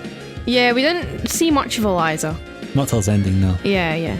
Only a challenge from his old training partner Ryu has rekindled his fighting spirit. Brash and arrogant, Ken Masters loves to show off during a fight. After knocking his opponent senseless with a fireball, he loves to stand over his opponents and laugh at them. So even Ryu, whose whole thing is fighting. So hang on, they're not rivals as such, they're old sparring partners. I would call them rivals. They're essentially each other's benchmark. I don't know about that. I think it depends on, how much envy there was involved. Which, who knows? You can be friends with your rival, it's fine. Yeah, I mean, that's true. I mean, I'm friends with Emil. Yeah, that's true. My rival in Pokemon. Ken has got this mane of blonde hair. Yes. Which he probably should have it tied back, but it's a cartoon fighty game for big boys. Who cares? Mm-hmm. He wears a red karate gi. Yep. With a black belt. I think Ryu and Ken are both black belts. Yes. Yeah, because they're the best buff fighty boys. Yes. So essentially, he has blonde hair, but other than that, he looks exactly like Ryu, but with a red gi. And yeah, it's white. He's actually from America, I think. Yes. So we'll get to that significance in a little bit. And he does play exactly like Ryu. I'm not going to spend much time explaining his moves. They're the exact same as Ryu's. Yeah, he plays exactly the same as Ryu. And that's it. I can't do the Dragon Punch, so I missed every benefit that I could have got from Ken. By later games, they split Ryu and Ken, but they have better moves than each other.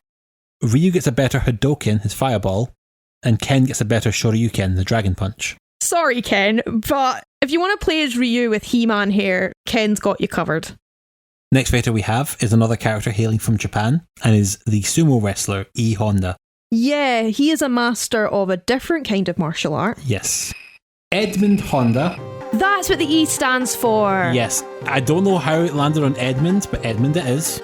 Edmund Honda has been trained since birth to take his place as the greatest sumo wrestler to step into the ring. I'm sorry, trained since birth? Yeah, pretty much. But how is a baby supposed to do sumo wrestling? I'm really sorry. I don't know. I can understand, them doing martial arts at a young age is very common, but since birth? Yeah, apparently so. No, my brain's broken. Sorry, carry on. Upon receiving the title of Yokozuna, Grand Champion, Honda was shocked to learn that the rest of the world did not consider sumo wrestling as a true sport. Which is incredibly unfair. Outraged, he has vowed to prove that sumo wrestlers are the greatest fighters in the world. I can understand why he would be angry at that, considering how hard sumo wrestlers train. Mm-hmm. It is intense and rigorous and takes up their whole lives. Mm-hmm. Yeah, totally get that. A strict disciplinarian, Honda guides his pupils with a stern hand. He understands that goals are reached only through hard work and dedication. Just by looking at him, you can tell that that's what he's like. Yeah, and that also exactly explains how you got through these games. Yeah. Quick and extremely powerful, Honda's greatest advantage is his size. He loves to pound his opponents into corners and knock them out. Amazing. No, I'm sorry. It's just he loves to pound his opponents into a corner. Yeah, I just caught that when you said laughing. You can see the microphone shaking. He loves to pound his opponents into the corners and knock them out with a quick flurry of his 100-hand slap.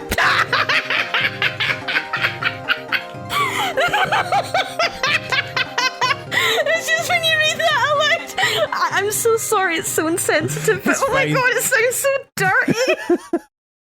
That is one of his special moves, is the 100-hand slap. I mean, not the worst special move in the world.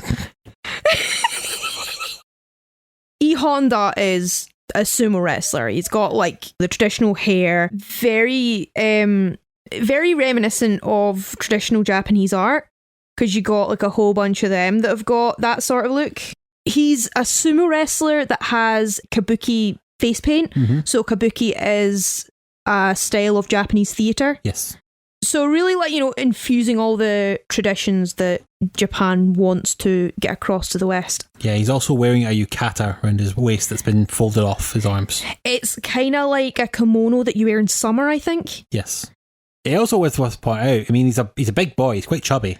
Yeah. But he has got a six-pack on him. He just looks incredibly powerful. Which I'm surprised that he's got a six-pack and a belly. I didn't know you could do that. I'm not going to say if it's accurate or not, because I really can't say I know that much. But he does have this great look of power to him. Yeah. How would you describe the 100-hand slap? It's a bit like Chun-Li's lightning kick. Yeah. But it's with a punch instead of a kick. Oh, a slap. But yeah, like an open palm strike, but yeah. Yeah, open palm strike, yeah. So he gets that move as well.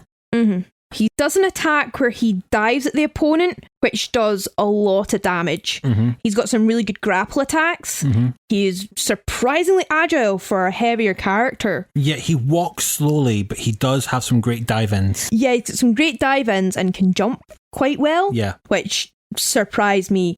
But he's not quite as fast as some of the other characters, despite all these advantages. He's like not the best at jumping, but it's a lot.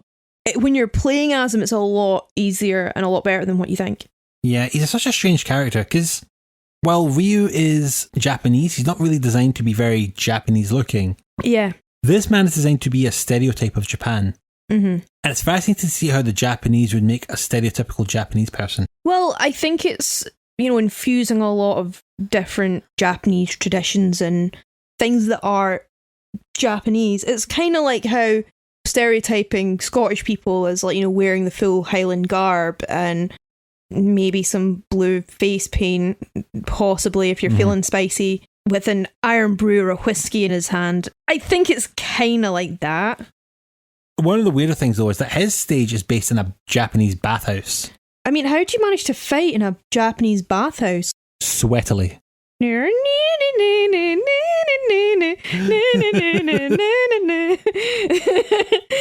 That you could still slip. Yeah. That's a slipping hazard. I'm just saying, not very practical.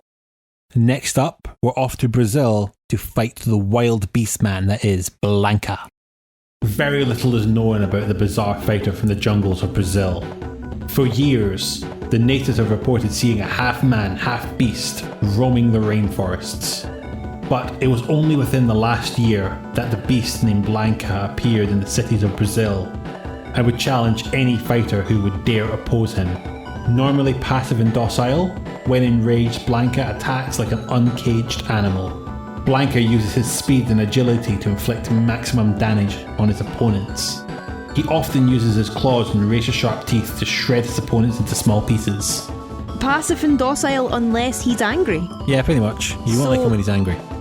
Yeah. I mean, I'm just imagining him like Snow White singing with all the animals in the Amazon jungle, and then the poachers come along. That's when the fangs come out.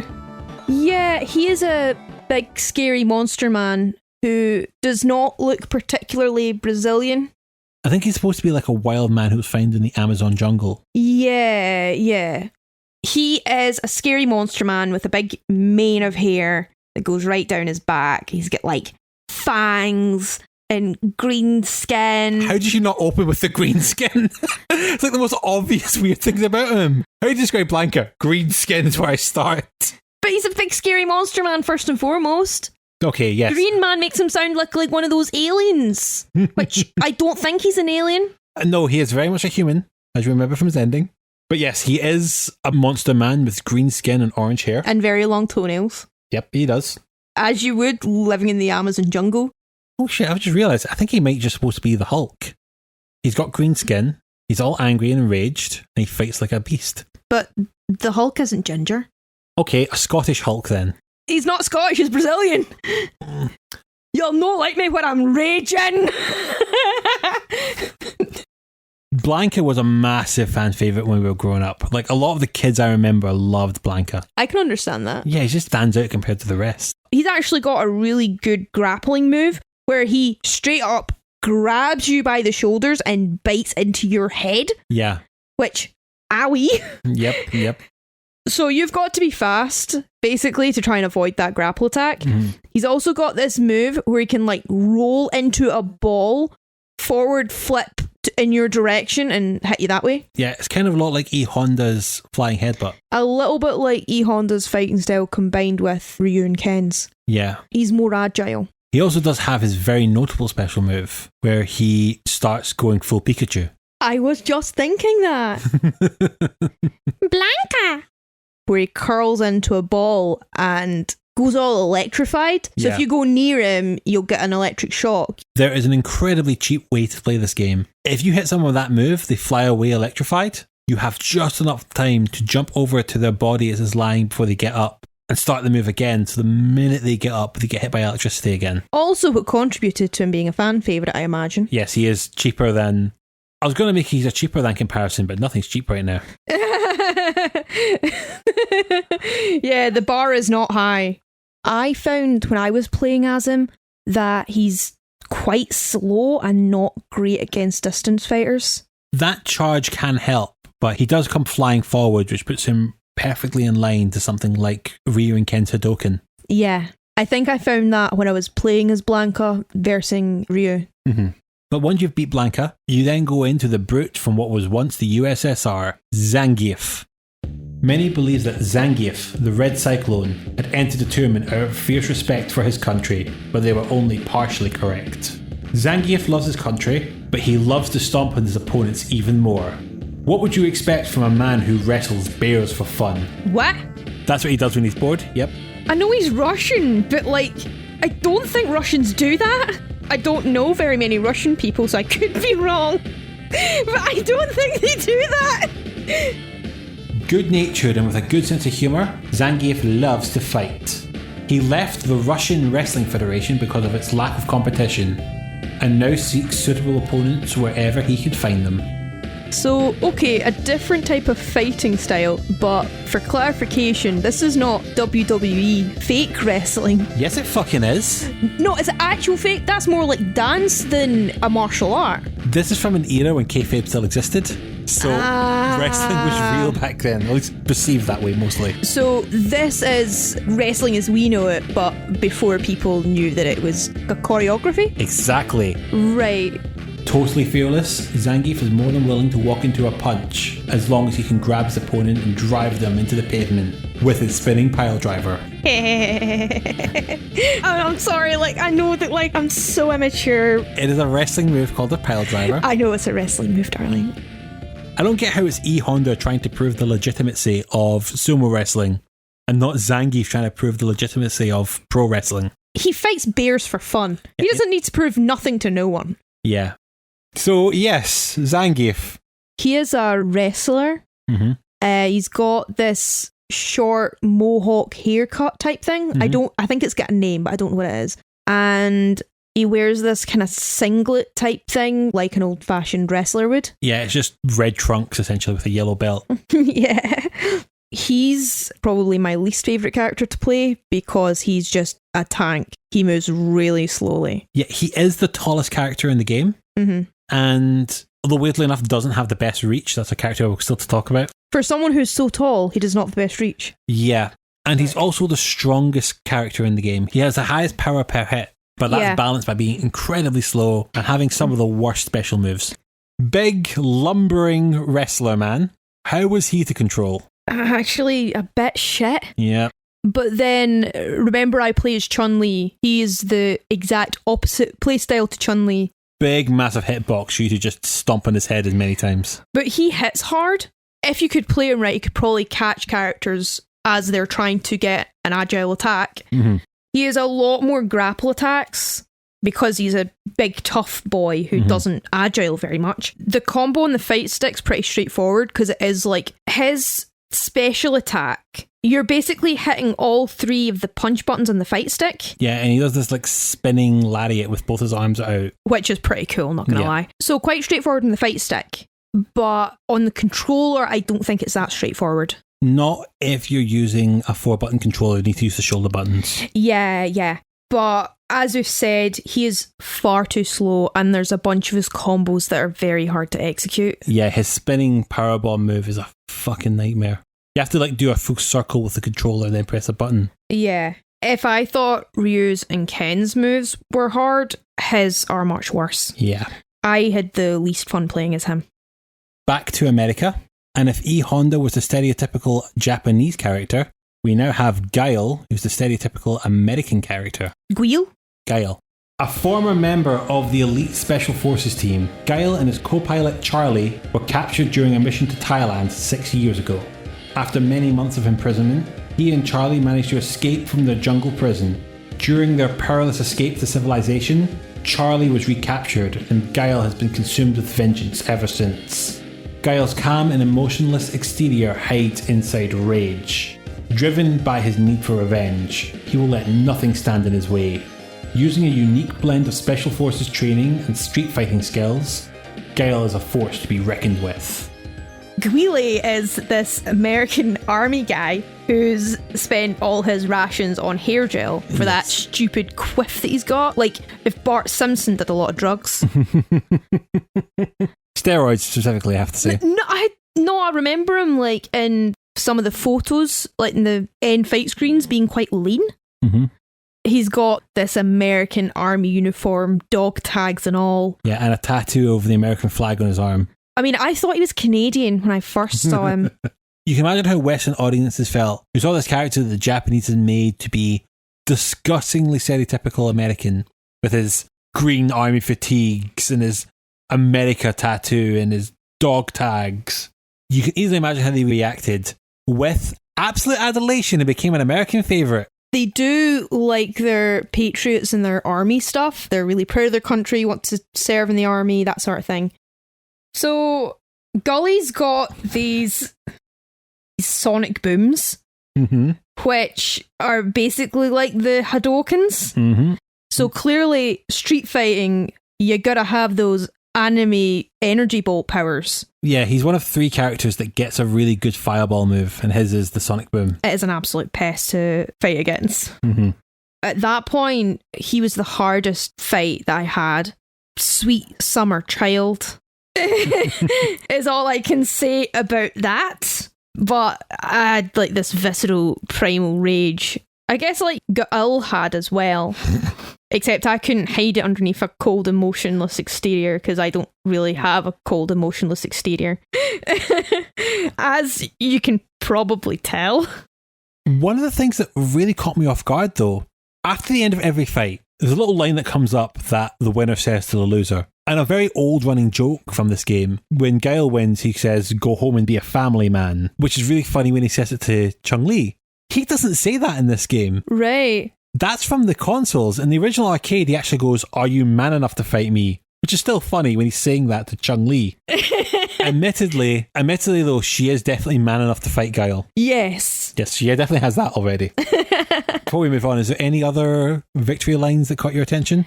So Ryu says, "You must defeat Shang Long to stand a chance against me." Yes, it does. I have never seen Shang Long in the game at all. I've been wondering who the fuck he is. Is it Ryu's dad?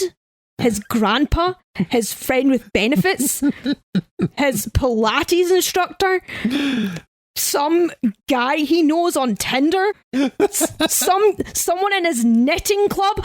Who is Shang Long? It has been bugging me for all the time we've been playing Street Fighter. It has annoyed me. Tell me who the fuck Shang Long is. Shang Long, right? This line, "You must defeat Shang Long to stand a chance," has to be, hands down, the greatest mistranslation in video games. Right. The original quote in the Japanese game was, "You must defeat Dragon Punch to stand a chance." Dragon Punch being Shoryuken, and the characters for Shoryu in Japanese are the exact same characters for Shang Long in Chinese. That is a monumentous mistranslation. Right, okay. The character of Shang Long baffled the fuck out of people for years. Because, yes. In the original instruction manual, the American arm of Capcom decided to make it that Shang Long was Ryu and Ken's master. The version I've read out doesn't include that because they had it removed because this is not the canon. Because there was a lot of talk about Ken and Ryu's master, the person that taught them Shokutin karate, they decided to fix this hole. They invented a character of their sensei into the canon called Goken. Goken has now appeared in video games and was a playable character as of Street Fighter 4. He is only the first character who has been created on the back of the Shenlong myth. The second I'll discuss later. Also needs to be said, the Street Fighter, the movie, the game, yes, that is a thing, though I will not explain it, did them no favours by putting into their lore that Shenlong was Ryu and Ken's master. It is the only in-game explanation ever given to Shenlong in something that's definitely not canon. So, Shenlong is basically an incomprehensible Lovecraftian god who drives everyone who comes across his name insane? Essentially, yes, yeah. That is actually, not gonna lie, kinda disappointing. I know. I've been building up for fucking weeks. I know! Fuck you! And finally, the last playable character of the 8, we take a trip to India to find the mystic known as Dhalsim. Over the course of his life, Dhalsim has sought to unify his mind, body and soul through the discipline of yoga. Now, as he nears his goal, Dhalsim must test his skills before he can rise to a higher state of consciousness. By controlling his mind and body, Dhalsim is able to extend his arms and legs to great distances. However, Dhalsim's greatest skill is his patience. He knows that he does not stand a chance at a slugging match. Instead, he concentrates on his unique abilities to keep his enemies at a distance and to slowly wear them down. While Dhalsim will do everything he can to win, he will never hurt his opponent more than necessary. Apart from the breathing fire and burning them. That was necessary. It was self-defense, Your Honour. I burned him alive with my fire breath out of self-defense. Yeah, which is strange because he calls the move his yoga fire. That's not what yoga is. I know. I wish you could do that with yoga. That'd be so cool. We've been doing yoga for a few years now. When the hell do I get to start breathing fire? Yeah. I even tried DDP yoga and he didn't get anything about fire.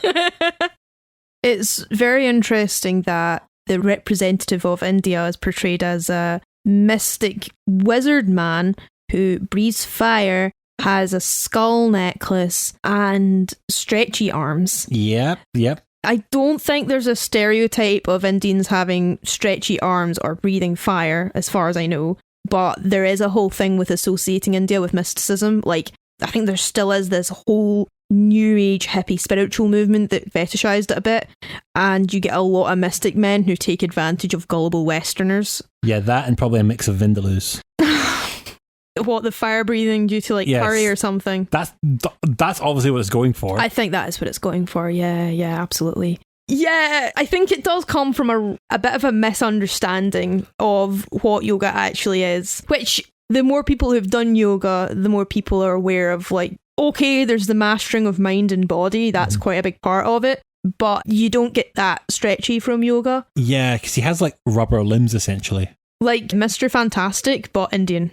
Mm-hmm. Exactly how I described him in our first half, so I was right.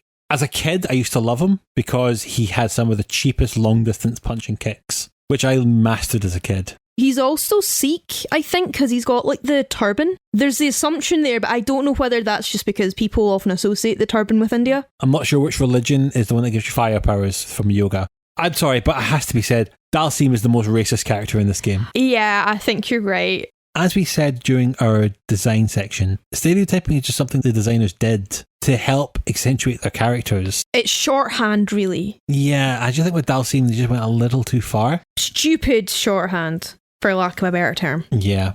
How is he to control? He's actually quite good to control. The fire attacks are great. There's two different ones. You've got one from a distance and one up close one. Mm-hmm.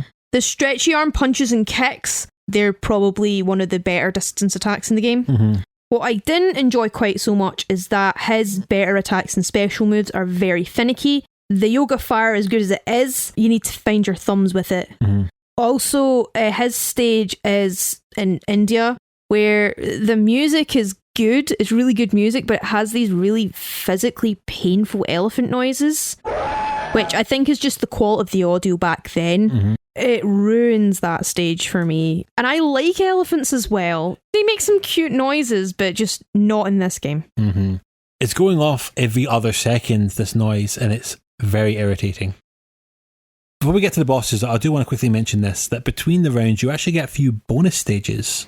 Yeah, you kick the shit out of a car. Yeah, there's one where you have to break a car as quickly as you can. Which, I mean, holy shit. As far as I can tell, the car that's being destroyed has a strong resemblance to a Toyota. So you playing as Chun-Li and destroying this car is maybe the most anti-Japanese propaganda we can think of. Having said that, it depends what kind of car it is. Might be product placement. It's not officially, it just looks resembles it. Yeah, but still, if it looks like a certain car, maybe product placement. Depending on who owns that car and how bad a time they're having with it, maybe kind of cathartic, depending on how shit an experience you've had with that car. Yeah. There's 2 other special stages that involve destroying barrels. Is that not like Donkey Kong? Yeah, it's not as iconic as the car one. The car one is definitely something that Street Fighter 2 is remembered for. You have to destroy a car within 30 seconds. Once you've defeated all of the other 7 characters in the game, you then get to challenge the 4 heavenly gods, who are the 4 members of Shadaloo who serve as the final bosses of the game. First off, we have the Las Vegas boxer named Balrog. A former heavyweight champion, Balrog was barred from professional boxing after he ignored the rules of the ring. Wild and aggressive, Balrog now makes his living brawling in the streets of Las Vegas and occasionally picking up a buck as a hired muscle for M.Bison. Subscribing to the theory that whatever hits the hardest wins, Balrog is all brawn. Well, he can be easily outsmarted. Few fighters have the strength and tenacity. Except for me. Except for you and Chun-Li. Yeah. So Balrog is Mike Tyson with neither Mike nor Tyson. Not anymore, no. Not anymore? I mean, that's what he looks like in Street Fighter 2, to be fair. Just for the listeners, I will own up here. Yes, I am using the American names, but I will explain why when we get to the final boss character. Absolutely no sense why they decided to do it, but here we are. Oh, there's definitely a reason why they had to call this character Balrog. But yes, he looks exactly like Mike Tyson in his character image at the start of the fight. Mm-hmm. He's a very interesting fighter because he doesn't do kicks ever. Yeah, I mean, he's a boxer. Mm-hmm. You don't really do kicks in boxing. So he only fights using punches. Mm-hmm. Also, he's pointing out, the 4 boss characters are not playable in this version of the game. So we're just going to talk about them through having to fight them. So I remember him being difficult, but the fact that he couldn't kick was a bit of an advantage. I could jump around him and attack him fast and from a distance. He has awful air attacks. Yeah, I mean, he's a boxer, he punches. Mm-hmm. That's his thing. And I basically realised that he's got a certain rhythm to what he does, and my kicks stretched longer than his punches did. So that made it quite a bit easier. Yeah, you got through him quite easily. Yes. After this, though, came a name that I know strikes fear into your heart. Oh no. Of the Spaniard named Vega. Of noble blood, Vega has successfully blended the Japanese art of ninjutsu with the skills he learned as a bullfighter. The result is a beautiful yet fearsome ballet which earned him the nickname the Spanish Ninja. Vain and egotistical, Vega lives by the philosophy that beauty is strength. Despising anything ugly, Vega views himself as perfect and uses a mask to prevent his face from being scarred in battle. Used by Bison primarily as an assassin, Vega often dispatches his opponents using his claw.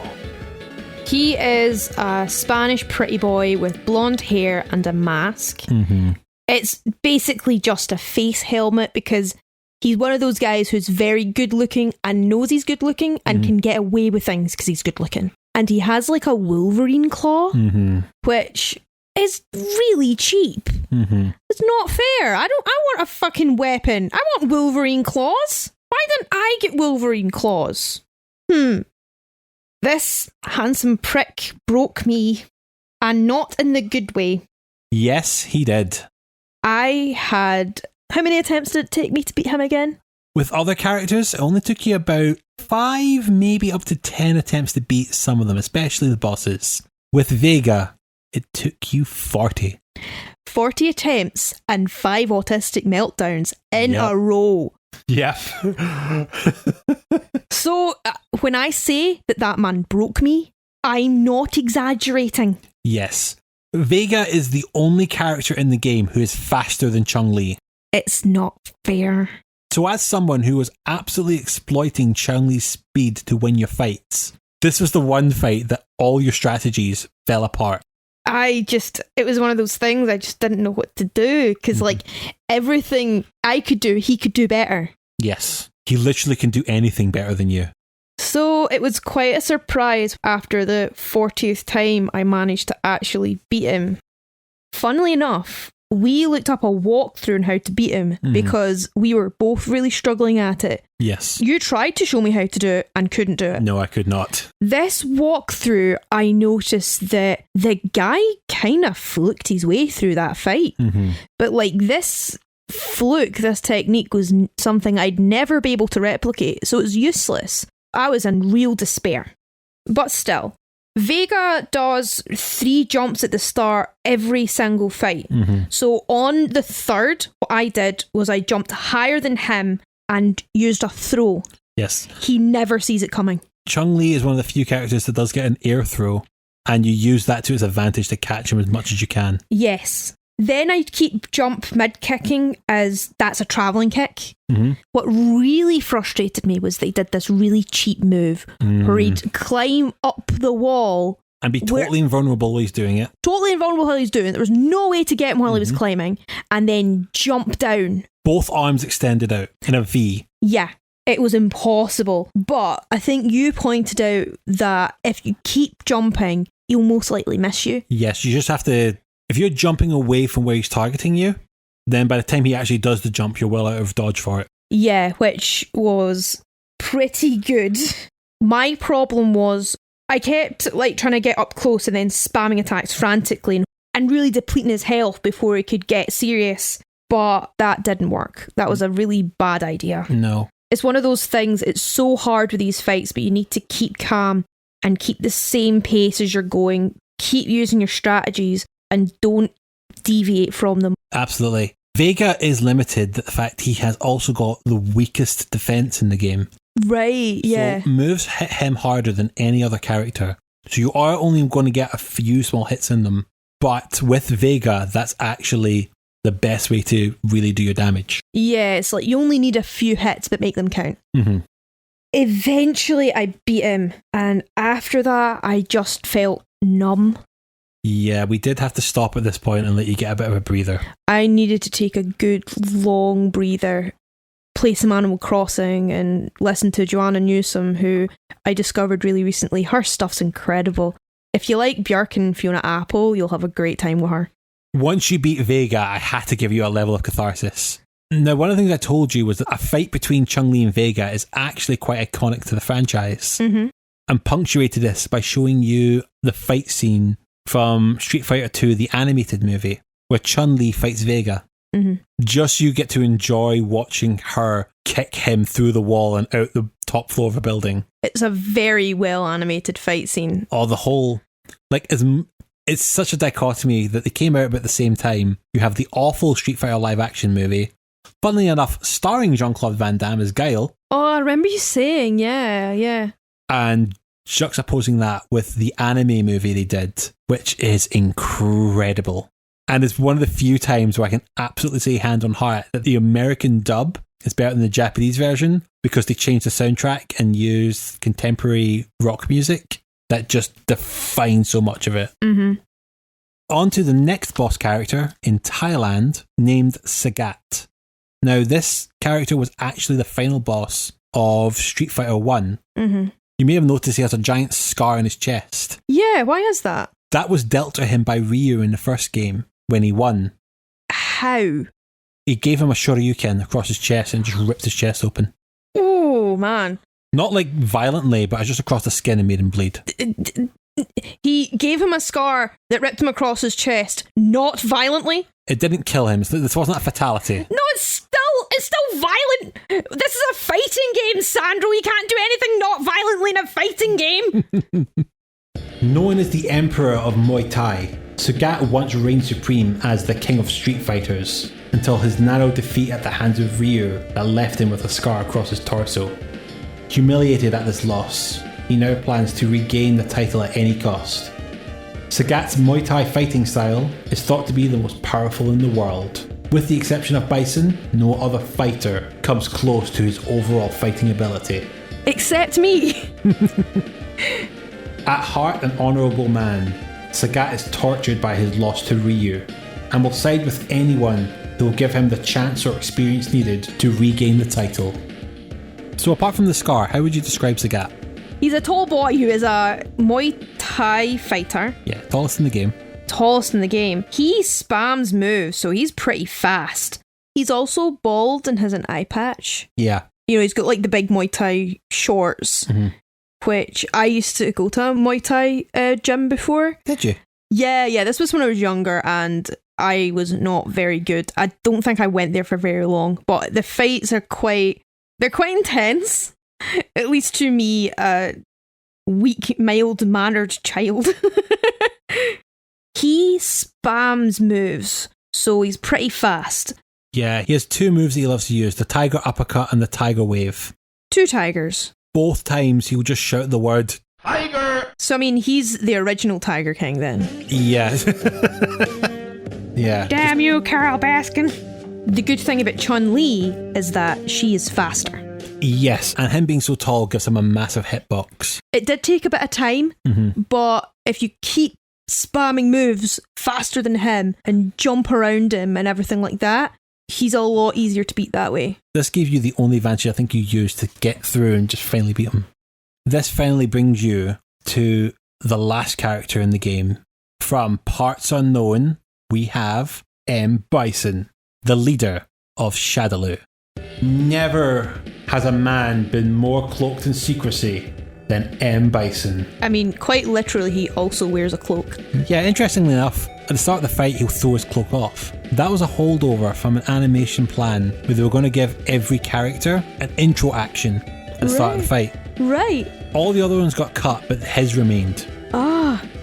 Ever since he emerged to lead the international crime organisation Shadaloo, the world has been awed by the incredible power at his command. Seen as a master of evil, Bison rules over his empire with an iron fist. Preferring to let his underlings do most of his dirty work, Bison only unleashes his powerful psychic abilities, the so-called psycho power, when absolutely necessary. Unmatched in power and agility, Bison reigns supreme as the world's greatest street fighter. Psycho power, qu'est-ce que c'est? Fa fa fa fa fa fa fa fa fa fa. He is our final big bad. Yeah. He's dressed up kinda like a Nazi. Which, I mean, that's a real signifier for evil nowadays. I mean, you're talking about cultural shorthand. Yeah. His outfit is pretty much all red. So red is universally a colour that symbolises danger. Yeah. So he's just in this like big leathery looking suit. So see M.Bison. Yeah. Does it stand for Millicent? No. Does it stand for Maliki? No. Maverick? As far as we can tell, it should stand for Mike, but there's a little problem with it, for it's not his name. In the original Japanese version, the name M.Bison did not belong to the dictator in red you just described there. Oh? It was originally the name of the boxer who we now know as Balrog. Right, okay. So M.Bison is supposed to be Mike Bison, and did you remember that comparison you made earlier this episode? Yes! He looks like Mike Tyson. Who, I think, was he not embroiled in a lot of controversy because he was beating up his girlfriend or something? I can't remember if that's now or later. But either way, they thought, well, Mike Tyson is a very well-known celebrity. He's just done his own video game for Nintendo a few years back. Oh, I didn't know that. Punch-Out!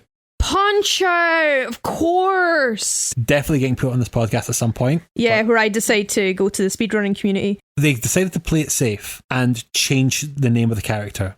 Seemingly, they just thought, instead of making a new name, which they should have done, actually, let's just take the name of another character and just switch it round. So the name of M. Bison went to the dictator. Yes. who was previously named Vega. Right. Now, with the name Vega left on there, rather than give that to the boxer, they thought it fit better for the Spanish ninja, who was previously known as Balrog. So, the boxer named M.Bison became Balrog. Right. The ninja named Balrog became Vega. And the big baddie named Vega became M.Bison. They couldn't have changed his name to M. No, seems not. They've decided that it would be easier to do this.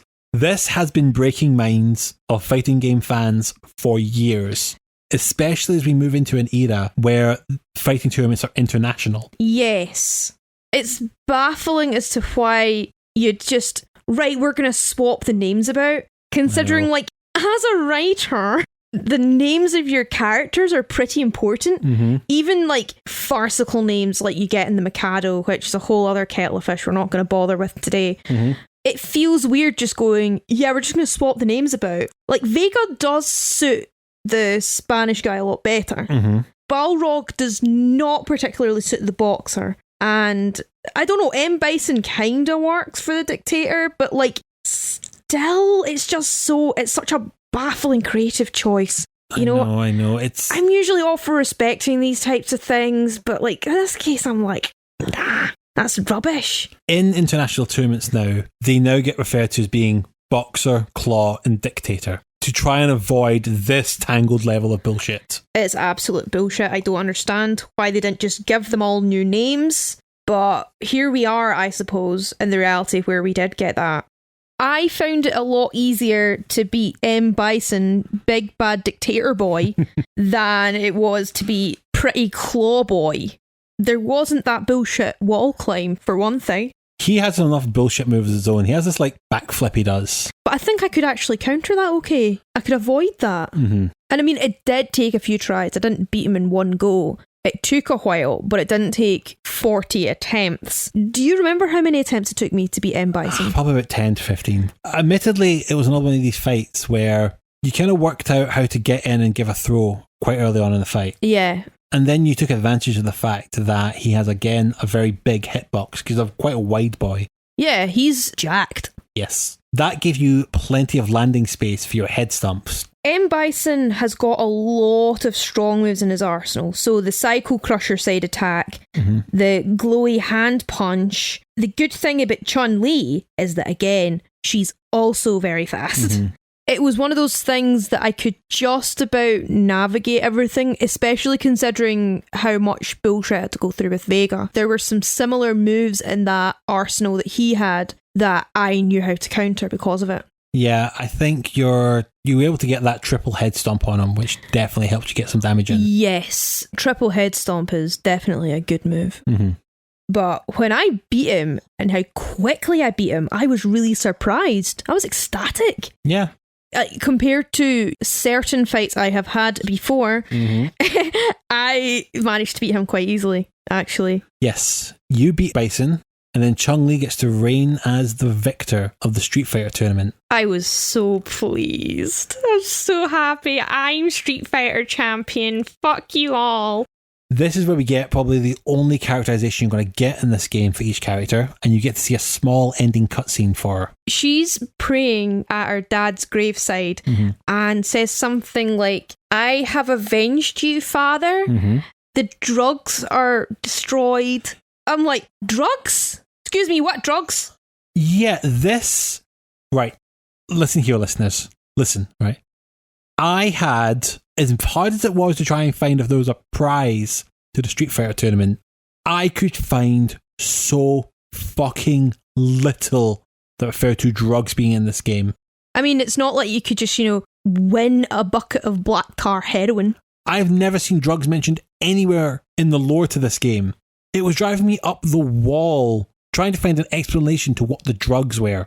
The only thing I could find was from a manga that came out 2 years after Street Fighter's release that mentions that Shadaloo are making this designer drug called Doll that, when over-abused, would turn people into mind-controlled puppets.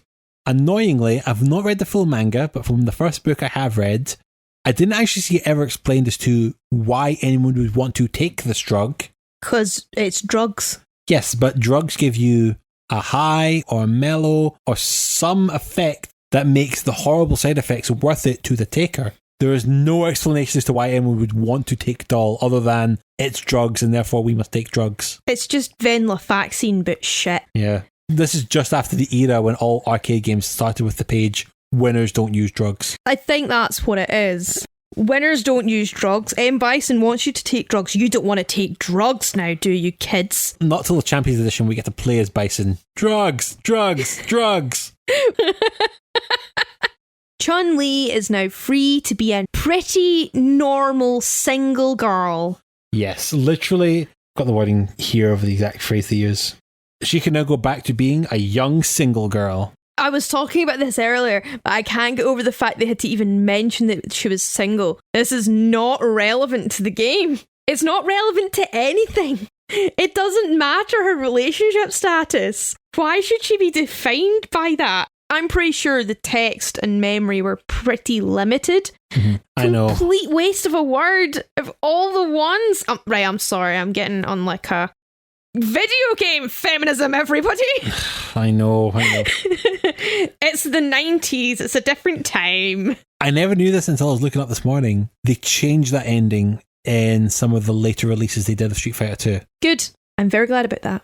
It's then her going into a club and someone handling her and her kicking their ass. Right, okay. That's a bit better. With the game now complete, and we were never going to complete this game with the other 7 characters, I decided to cut to the chase and found a video online of all the other endings to the game. Right, yeah. Is there anything that stood out to you in them? So Ryu does not turn up at the awards ceremony and has fucked off looking for his next fight. Yep. Ken snogs his girlfriend. Yep. Guile, he is going to kill M.Bison, and then his wife and kid runs up and says, "No, don't kill him. Killing is bad." And then he doesn't kill them, and then they all live happily ever after. Yeah, pretty much. Apart from M.Bison, we assume. Well, he didn't die, so I guess it's kind of happy for him. He suffers the defeat at the hands of a filthy Western scum, but you know. E. Honda goes back to his sumo dojo and has dinner with his students and is bragging about how well he did. Mm-hmm. Blanka, turns out he was Tarzan the whole time. His mother rushes up to him and says, "I'm your mother. You fell out of a plane in a plane crash, and now I'm here and I love you." And they have this beautiful reunion. But I'm crying, yeah. Yeah, and then, I mean, it is a beautiful reunion scene, but all I'm thinking of is, how did that baby survive a fucking plane crash? Because he went Hulk, obviously. Yeah, apparently. And Zangief's ending is possibly my favourite. So, a helicopter materialises from the sky, and who jumps out of that helicopter but Gorbachev?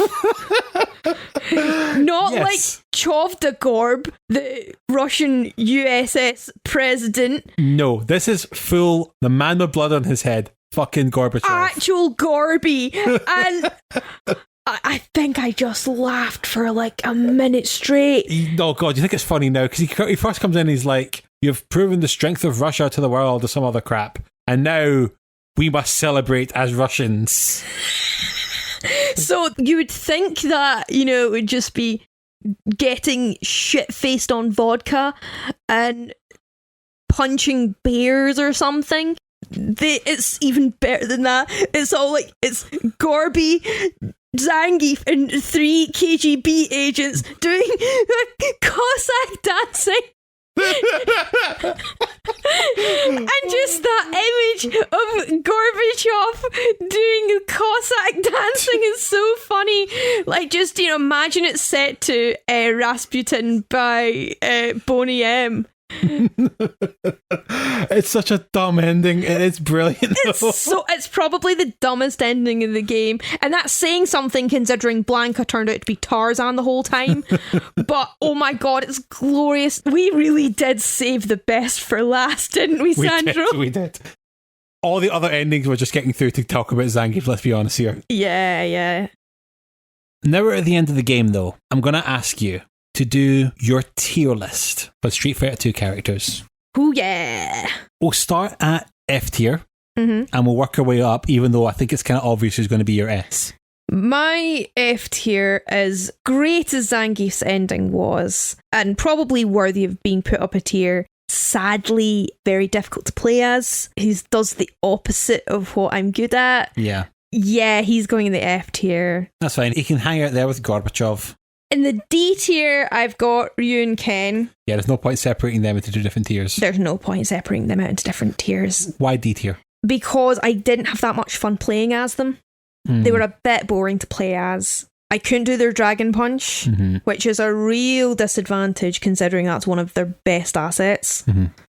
I put E Honda in the C tier. The only reason I put E Honda in the C tier is because he was quite heavy. And not that I'm fat phobic or anything, absolutely not. I did say he was a really good character to play as. He just isn't quite as agile as Chun-Li.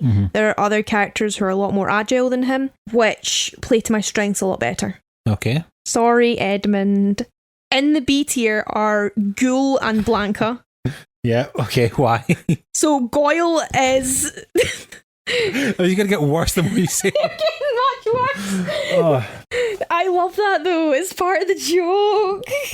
Guile had a really good... The Sonic Boom attack was really good, which is interesting considering the Sonic Boom game was not very good. No. His flash kick is great at countering air attacks. And jumping kick was good. He's not quite as agile and was a bit harder to get my thumbs around. He's down a tier because of that.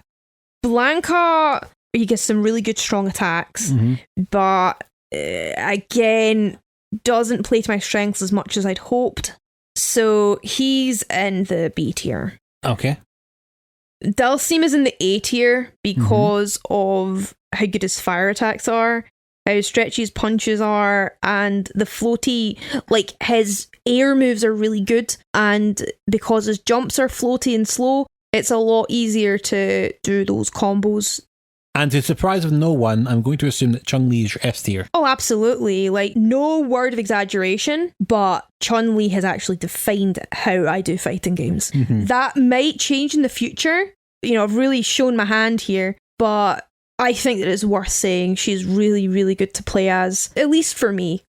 Highly recommend you give her a shot first. But I know that different people have different fighting styles, so if you're doing any fighting game, play around with the characters and see which one you like best. Now, having taken a break to grab dinner, because this took us a lot longer than we expected it would, Yeah. we're going to start again, and this time go through Mortal Kombat. Right. Now, compared to Street Fighter, Mortal Kombat has a much more discernible plot. Yeah. There is a comic book, but quite frankly, that's going a bit too far for me, so I'm just going to stick with what's in the game. The story of Mortal Kombat involved a long-lasting duel between our universe called the Earth Realm and the hellish dark dimension called Outworld. Shang has held the Mortal Kombat tournament every year for the past 500 years, and every year the four-armed champion Goro has won the tournament. During this process, the evil Shang Tsung has taken over the tournament and groomed Goro to be his champion. Shang Tsung has called the tournament again, but this year is something different. If Goro wins this year, this will allow Shang Tsung to claim Earthrealm for his own and take over. We're going to rule the world. Yeah. He is one win away from getting his loyalty card stamped, and he gets a free Earth. Yeah, that's a better way of putting it. To fight this year in the tournament, we have 7 challengers to Goro's crown. With this one, we're going to start with the protagonist, and the first character you grew an affinity with, Liu Kang. Liu Kang. Once a member of the super secret White Lotus Society. The White Lotus Society being super unsecret.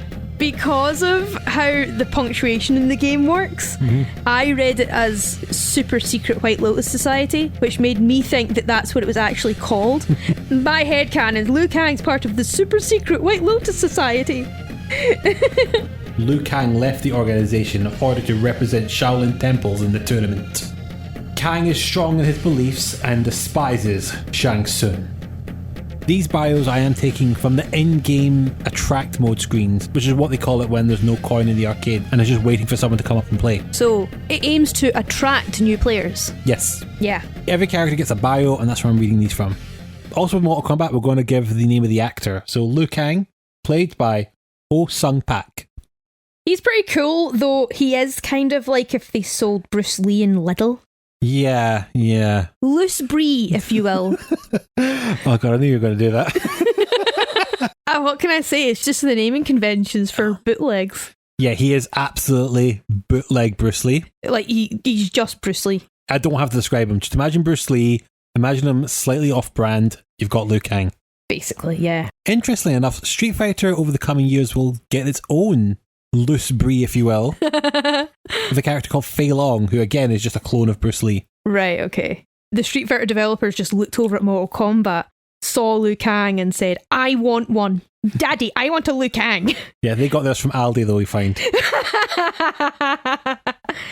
Also a thing about Mortal Kombat, unlike with Street Fighter where every character played slightly different, had different jumps and different speeds and powers and stuff like that, with Mortal Kombat, all the characters play quite uniformly.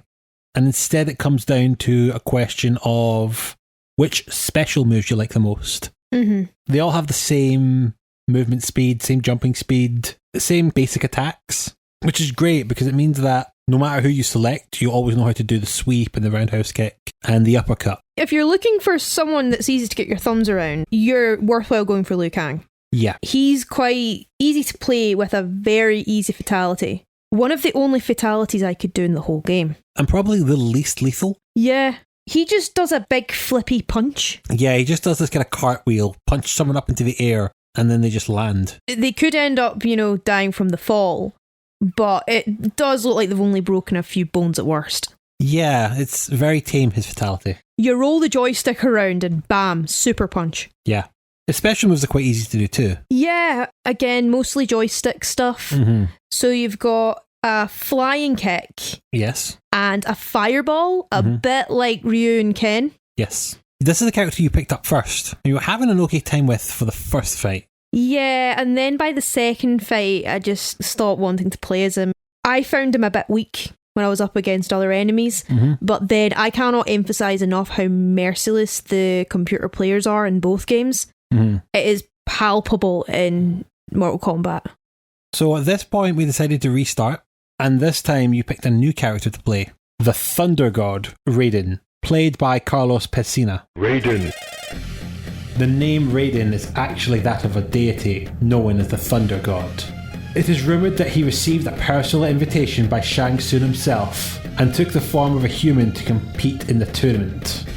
In Japanese, as far as I know, we've watched a lot of anime, so it should be pronounced Raiden. It should be pronounced Raiden. I think it just comes from like a limited Western perspective and ignorance rather than anything else. I wouldn't say it's ignorance exactly. Realistically, this is the early 90s. You learned that word by reading it. Most English speakers would not know that AI sound in Japanese is I. It's not, they don't know that it's Raiden. As far as they can see, it's Raid-in.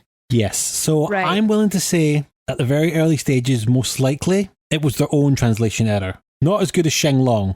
Yeah, I mean, I don't think anything can beat Shang Long. But it has been something they've doubled down with throughout the series. Yeah, I mean, you know how we were talking about stereotypes earlier?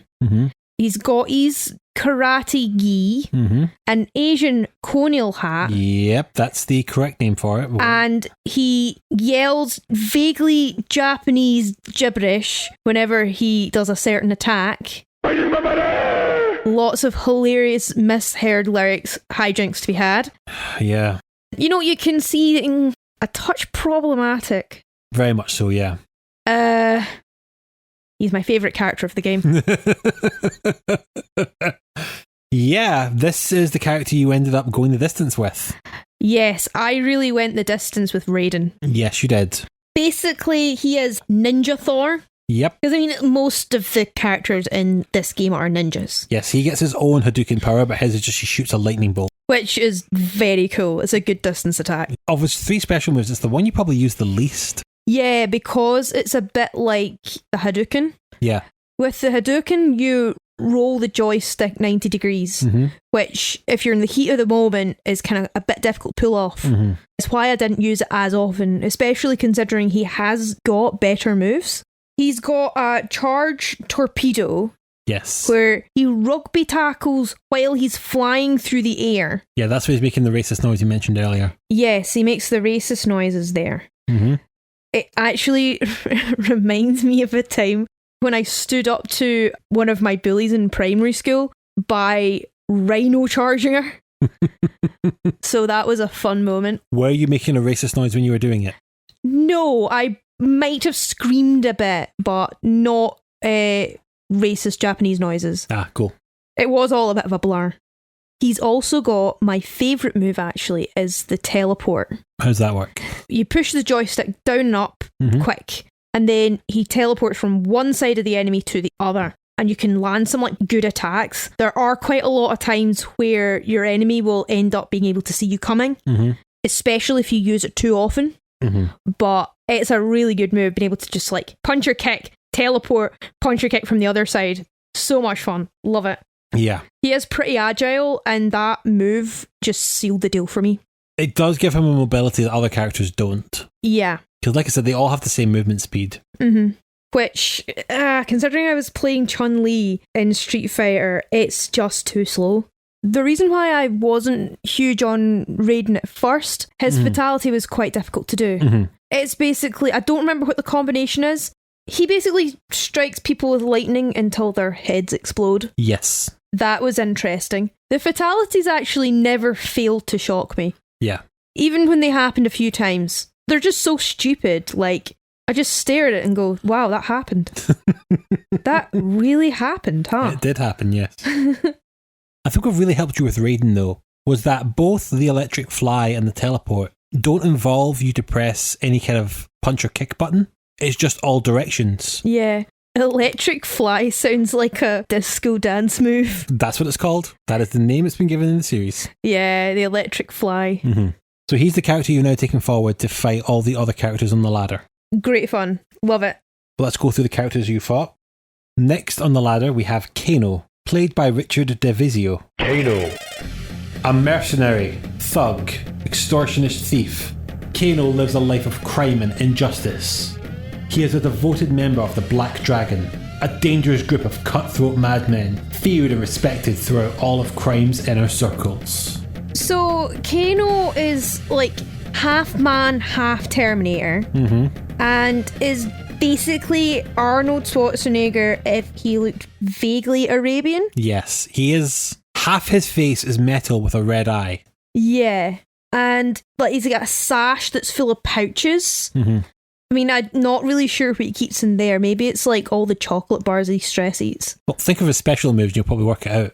Oh yeah, there's knives. It's not stress eating chocolate bars. Sadly not, no. That would be quite funny though. Like, Nah. So fucking relatable that would have been. But oh no. Sadly, the throwing knives thing is just not quite as relatable. No, it's a good move though. You actually do it from blocking, which is quite handy. It's really good actually, yeah. So it's back forward while blocking. Yeah. Good distance attack. He's also got a sonic spin ball where he makes a beeline towards you while crunched up in a little ball. Yeah, exact same move that Blanka had. Yeah, but with Blanka's, like, he's quite a bit bigger than Kano, so it was kind of less Sonic-like, whereas his spinny ball move was a lot tighter as well. So he really did look like the blue blur, if the blue blur wasn't blue. Yeah, the white blur. Yes. Which I think we just call blur.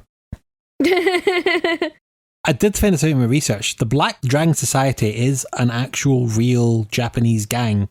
Really? Yeah, it's like a Yakuza gang. It's been disbanded, but it is rumoured to still exist. Ah, right.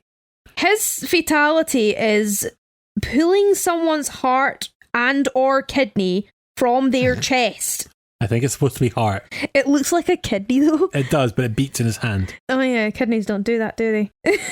Yeah, it's definitely a heart. Proper Dumb and Dumber style. Puts it in a doggy bag and gives it to him. I mean, really taking the old "he stole my heart" literally.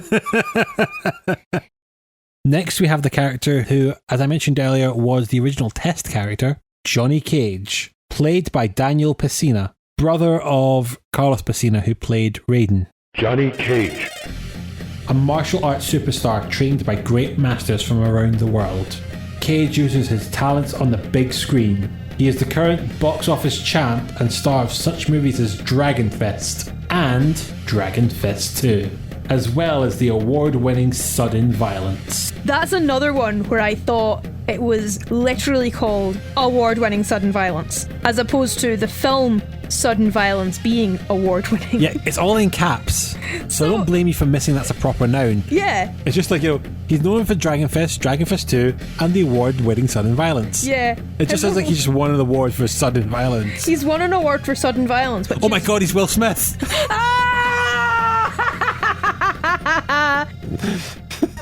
So we have little Bruce Lee. Yeah. And right here we have little Jean-Claude Van Damme. Yes, he is absolutely dressed like Jean-Claude Van Damme is in the movie Bloodsport. If he cosplayed as Fred Durst. Yeah, he does have massive douche energy. I mean, Johnny Cage, or should I say, Clone Jaw Dam Vam. Yes, as you can tell though, he like the other characters, he's here representing another famous gang. You have the White Lotus Society, the Black Dragon, Hollywood. Yeah, he's part of the Illuminati. Yes. No. Johnny Cage, Scientologist confirmed. Oh, he would be, wouldn't they? Fucking hell. I wouldn't put it past him with his award-winning Sudden Violence. He just has massive Tom Cruise energy, doesn't he? I mean, I think he seems a bit more stable than Tom Cruise. I don't know. Give Tom Cruise half a chance, he would probably also punch someone's head off. I mean, considering that he does all his own stunts in Mission Impossible. Rumour has it they originally approached Tom Cruise to play Johnny Cage in the Mortal Kombat movie. He turned down the role, but for some reason he was skulking around the set a lot. Was he doing this thing, right, where he's like, I'm going to play hard to get so he'll chase me? Maybe. Even though they did chase him. They approached him to play the role. I don't know what that was about. I don't know the full story. I just remember seeing that in my research somewhere. Why did he just take the role? Because he's Tom Cruise. He's a fucking weirdo. Yeah, but he could have been Violent Fighty Man. He's already Violent Fighty Man. Yeah, that's true. Not as violent and fighty as Will Smith, though. Right, okay, that's a cheap joke. We're going to stop that now.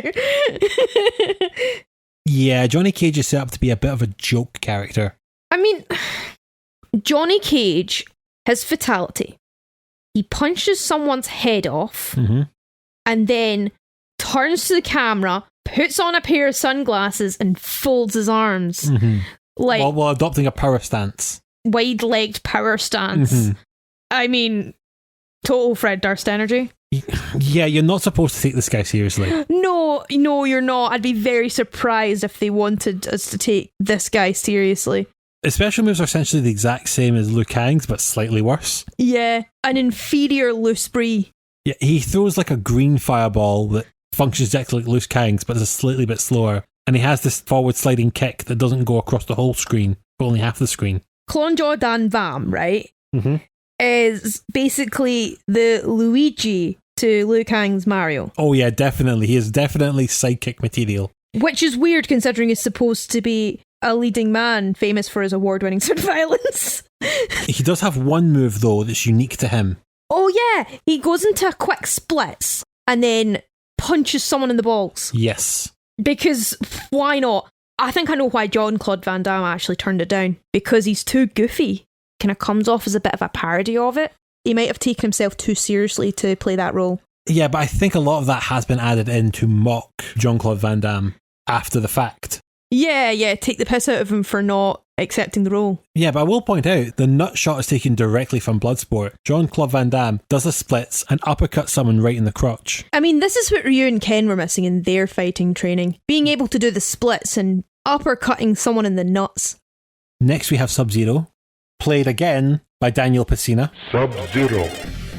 The actual name or identity of this warrior is unknown. However, based on the markings on his uniform, it is believed that he belongs to the Lin Kuei, a legendary clan of Chinese ninja. Again, Lin Kuei, real actual organisation of rumoured Chinese assassins.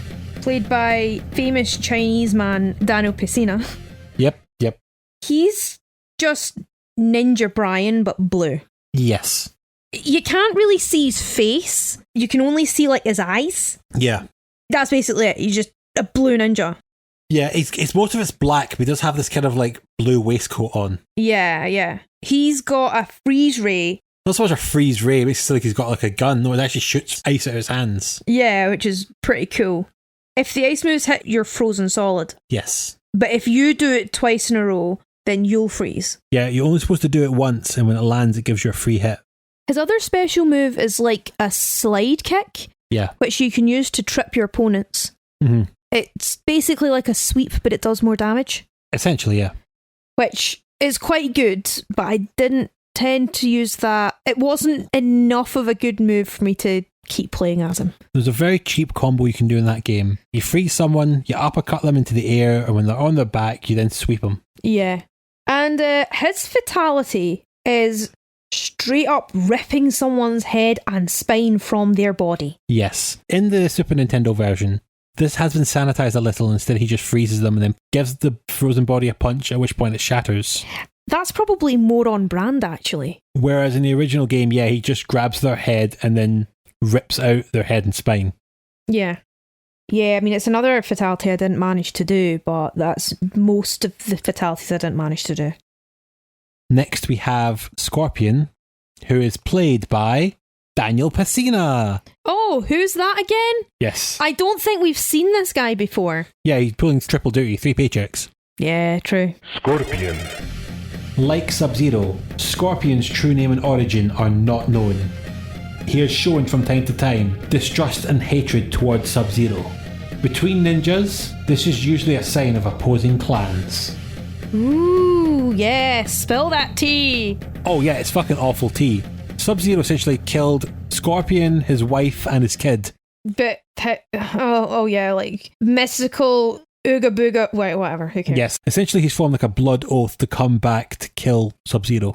It's like kind of funny though, they look exactly the same. They're literally the same costume, but Scorpion wears a yellow waistcoat. Yeah.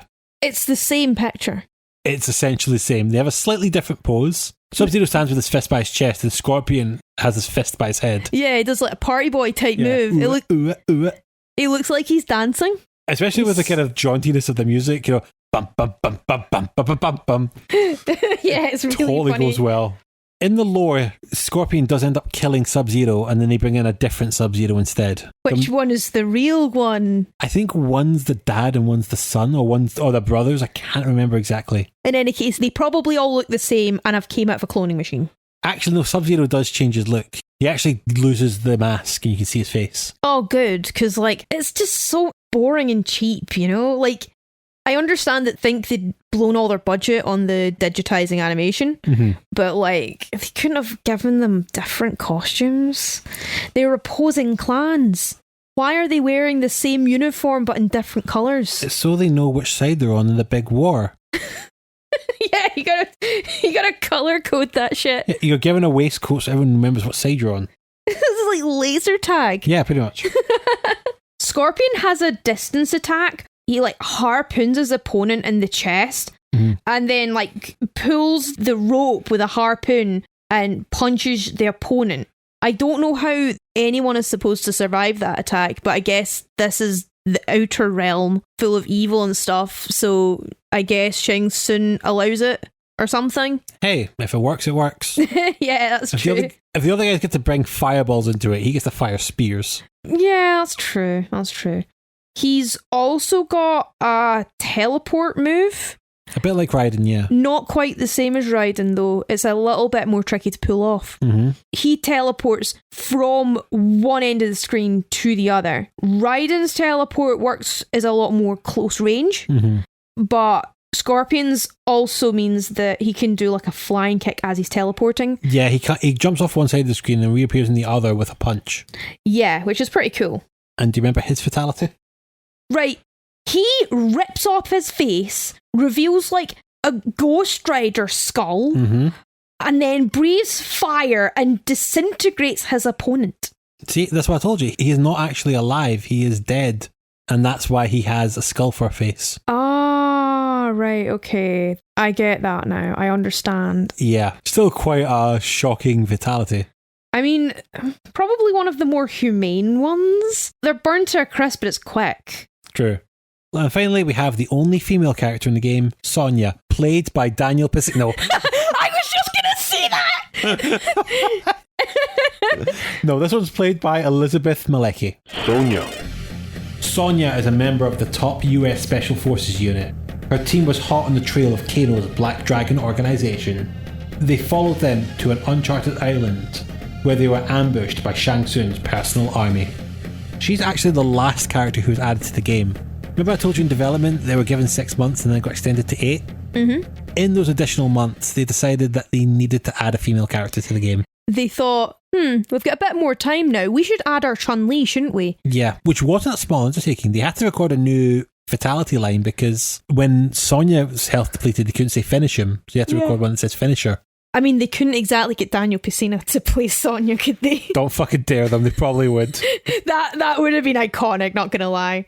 When you think of, a woman in the Special Forces, you think, proper army uniform, maybe a beret, big boots, that sort of thing. Mm-hmm. Something you can fight in. She looks like she's just walked out of her aerobics class in the 1980s. Yeah, it's camel green, but she is just wearing like a crop top. Essentially, she's dressed the exact same way as Guile is. Tank top and trousers. Guile was in proper army uniform. I said essentially. That's essentially nothing. She looks like she's wandered off her chair yoga exercise video. Yeah, the one she does for the army. Yeah. Now, They're like, oh God, she's American. We have to make it an American aerobics champion. It's like she wouldn't be out of place in Gladiators. So Kung Fu Jane Fonda has a leg throw, so she can do a handstand and throw people with her feet. Iconic. I love it. I wish I could do that. And a flying zippy punch. There's not very many flying moves in the game, and this is one of them. Yeah, she's one of the few air attacks in the game. Yeah. And she also has sonic boom rings. Yeah. A bit like Guile. She is essentially female Guile. Yeah. I mean, I'm just imagining Guile coming out of, the jazzercise class, toweling off, yes, now back home to the wife and child. We've got this great Pilates instructor. You have to meet him. Her fatality is blowing a kiss to her opponent, which sets them on fire and turns them into a pile of burning bones. Yeah, I've dated girls like that.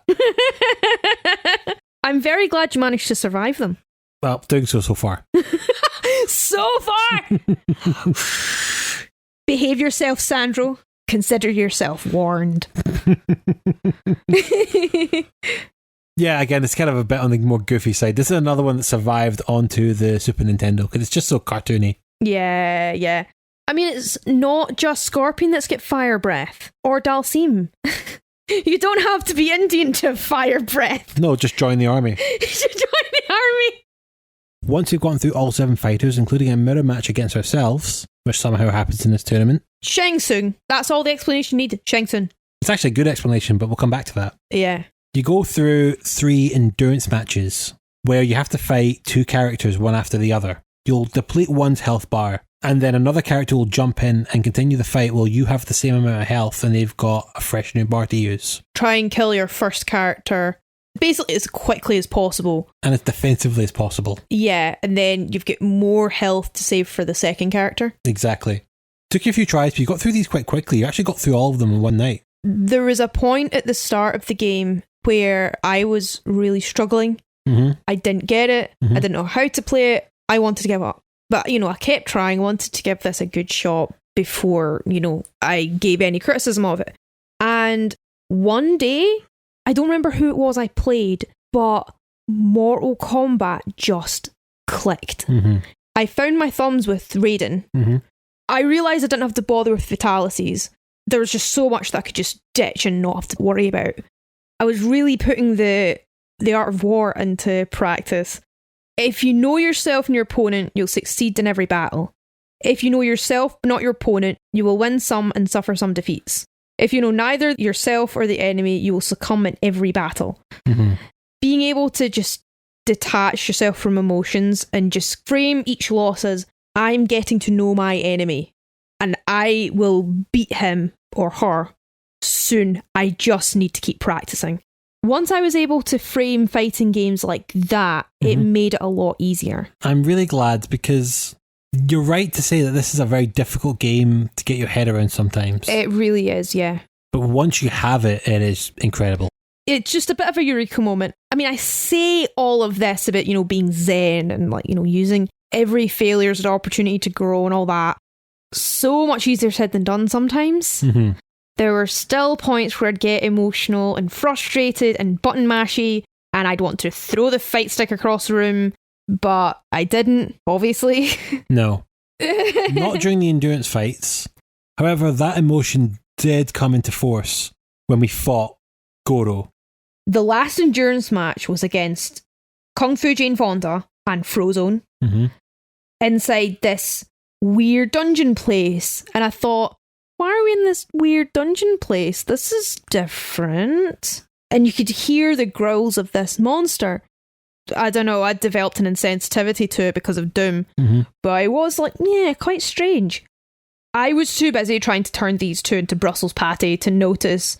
And then once I beat Sonya, in comes Goro. You come out of the last endurance match thinking, yes, I win. I'm going to move on to the enemy, and then Goro just turns up as your third endurance partner. My eyes widened, and my blood pressure skyrocketed, and all I could scream was, Goro, now! Goro, now! And just over and over, and I just stared at you, and look back at you, then back at the screen, back at you, and back at, as I, watch my dead body on the floor, becoming, prime steak mince after the way Goro defeated me. And then, after I'd lost to him, I got a chance to fight him again, but it was impossible. He is such a cheap boss and such a difficult fight. Cue another autistic meltdown. That's all I have to say to that. Incidentally, this is the only character who is not played by an actor, because Goro is a giant four-armed mutant man. Yeah, they did not have the budget to get real four-armed mutant men. No, so instead they've sculpted one in claymation and animated it. Yeah. Now, Goro also gets a backstory in the attract mode. A 2,000-year-old half-human dragon, Goro remains undefeated for the past 500 years. He won the title of Grand Champion by defeating Kung Lao, a Shaolin fighting monk. He will appear as a character in the second game, but I digress. It was during this period that the tournament fell into Shang Tsung's hands and was corrupted. Goro possesses both massive strength and great agility. None who fought him have reported any weaknesses. In fact, none who have opposed him have survived. Except me, somehow. Yeah, not through the first 20 attempts. No. I kept trying, but he kept beating me. It was impossible. I got so angry. His one step forward punch knocks off a quarter of your health. And then what he does is he grabs you with one set of arms and punches you with the other set, and you can't do anything. You can't get out of it. There's no way, no amount of button mashing you can do can free you from his grip.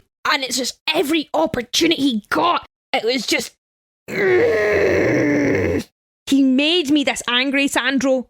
How do you feel? You're complicit in this? Hey, I tried to solve this, right? First thing I did was I took us back into two-player mode and we workshopped some ideas. Yes. One of the first things we tried was to do this tactic. We were going to jump in, uppercut, jump out. Which didn't work. No, that didn't work for you at all. Because he was still able to grab me with that. If you get too close to him, he'll grab you. You weren't working fast enough because you have to duck the attack and then uppercut him. When you've got this big burly bastard, it's very hard to stay zen enough to work fast. So what we instead tried was I taught you how to jump in with a fly kick and then jump straight back out. Which worked a bit better. Yeah, that got you more results. Yeah. Even with this kicking technique though, you still weren't winning the fight. Yeah, because Goro is super cheap. Mm-hmm. He apparently blocks moves he shouldn't be able to block. He does, yes. Pretty much every punch and kick that you can do, he can block it. Mm-hmm. You have to really catch him off guard, and good luck with that. That biography was not exaggerating. So I think this is the point where we finally had to exploit the emulation software. Yes. Until now, we'd only been saving between fights, but this was the one time we thought, every time you get a clean hit on Goro without taking damage, we're going to create a save state. Yeah.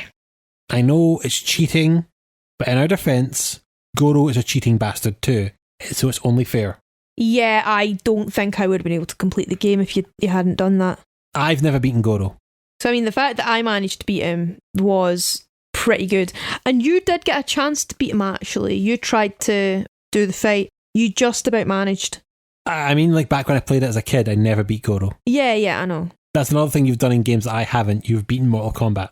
Yeah, we'll get to that. Yes, because even after you beat Goro, which we're now able to do since we were exploiting the save functions, there was one last opponent. Tsung. Played again by Ho-Sung Pak, who was Liu Kang.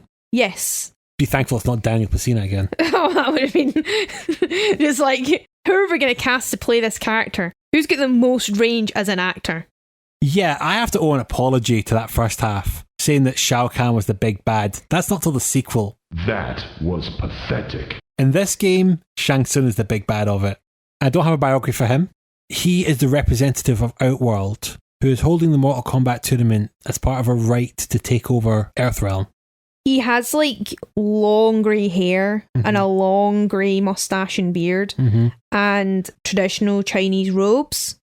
He's not Dr. Fu Manchu, but still very like stereotypical old Chinese guy, but also dead. Basically, if Satan was old Chinese and could shapeshift. You fight with Shang Tsung, who only has 3 abilities. He can shoot big bad fireballs. Yeah, these kind of screaming souls that shoot across the screen. They're souls?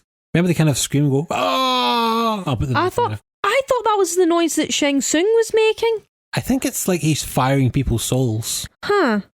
His second move is the backwards teleport. It's really irritating because he can just get as much distance away from you as he likes at any moment. To fire out the fire souls. Yeah.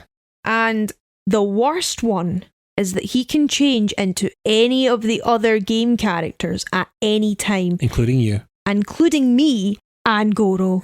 And he can do like a really strong attack while he's shapeshifting. Yeah. So you can't react properly to it. You're constantly guessing on what he'll become next. It is at complete random. There's no like sequence or pattern to it. Even from like save file to save file, right? It's still completely random.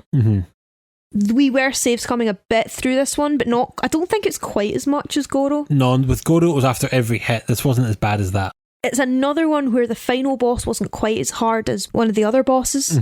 Really interesting, that one. I think his change into Goro was like, I could use like that move that I used against him, but he wasn't Goro for very long. So anytime he became Goro, admittedly you were prepared for that. Yeah.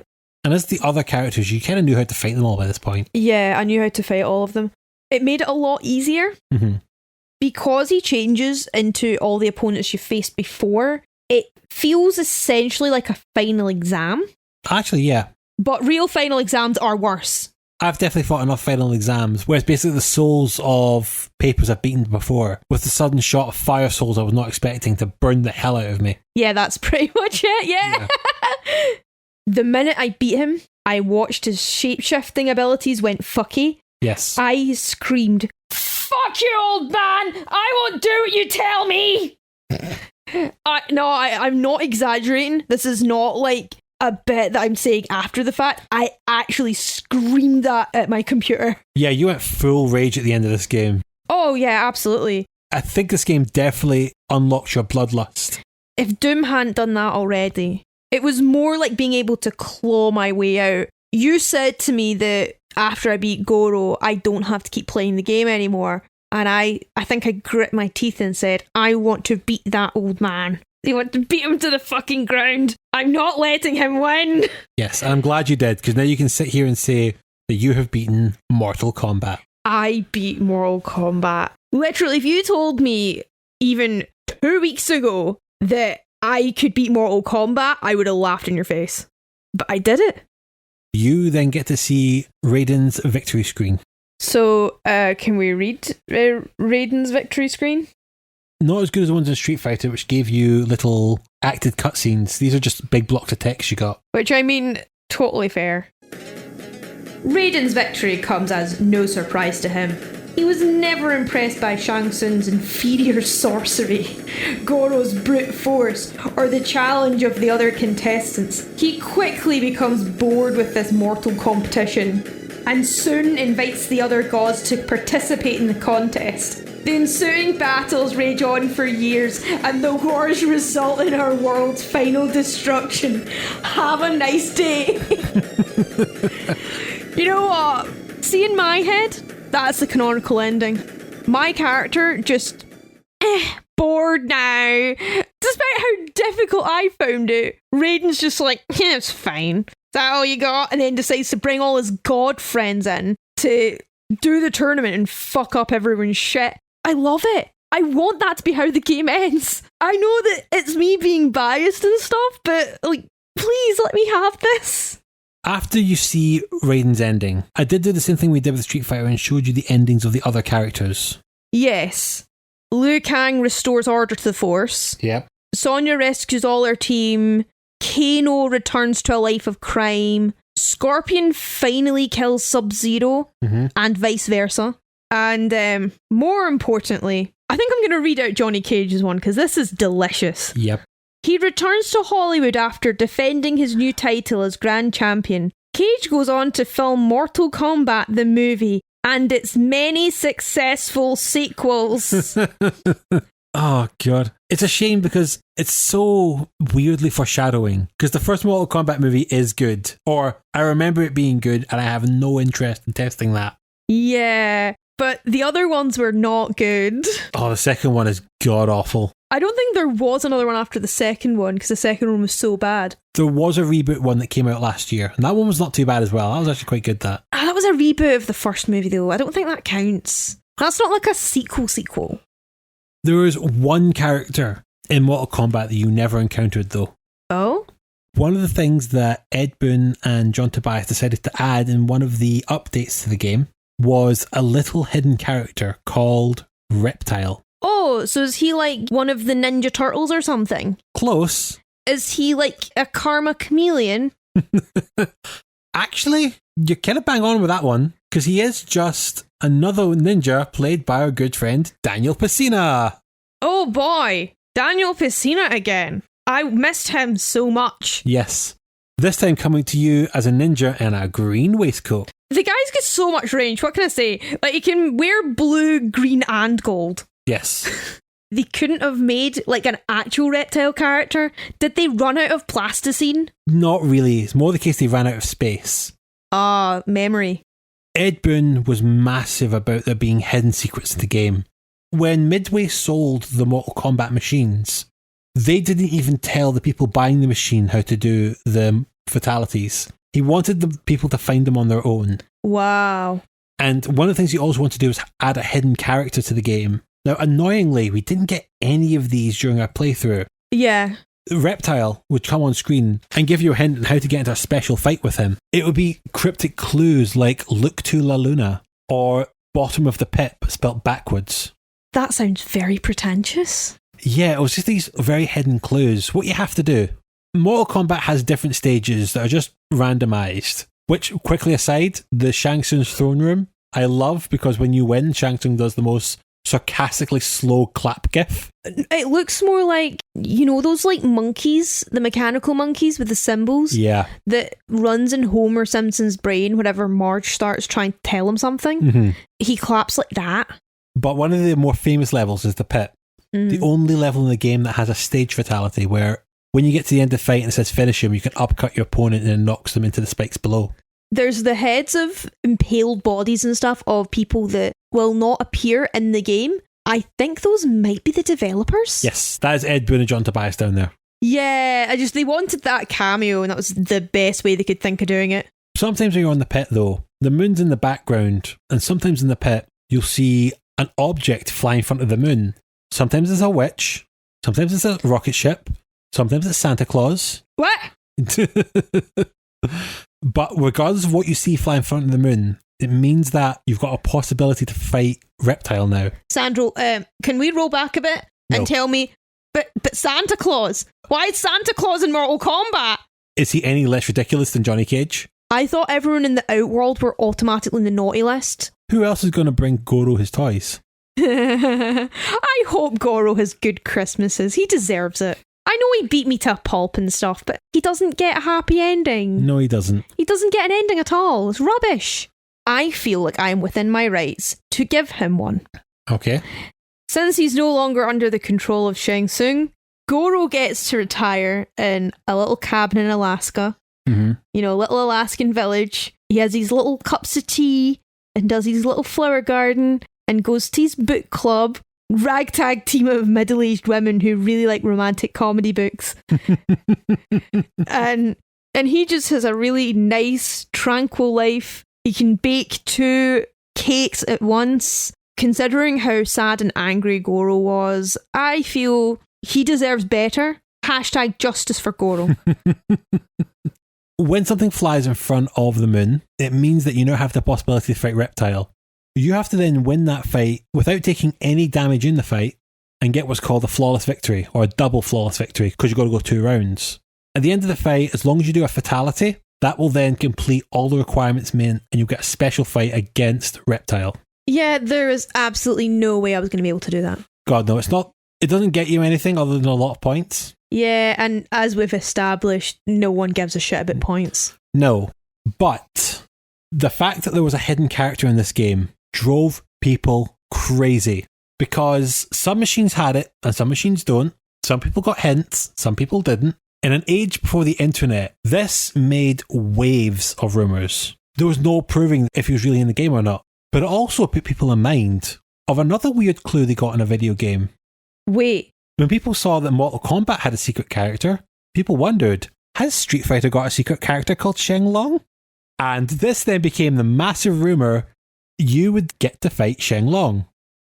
But Shenlong is like a mistranslation. I know, but people didn't know that. That's why the rumour existed. Okay. One of the reasons why the Shenlong myth took off was that there was a magazine called Electronic Gaming Monthly who added in a guide on how to unlock Shenlong, where you had to beat the game with perfects in every fight and then get to the fight with Bison and have 9 draws happen. Was that an April Fool's joke? Yes, it was. It was on the April edition, or the April Fool's edition. And the tip was sent in by a W.A. Stokens. Waste Tokens. Oh, yeah.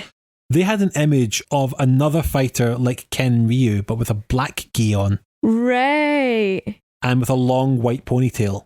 Obviously, the character didn't really exist, because as we said before, it was a translation error. But in the final iteration of Street Fighter, this did spur on Capcom to add in a little special character at the end. If you could beat the game with, as far as I remember, 3 perfects, at least 2 super finishes, and get to Bison within 20 minutes with no continues, when you're about to fight Bison, a character you've never seen before jumps on screen, beats up Bison, and then fights the character instead. That character was Akuma, also known as Goki in Japan.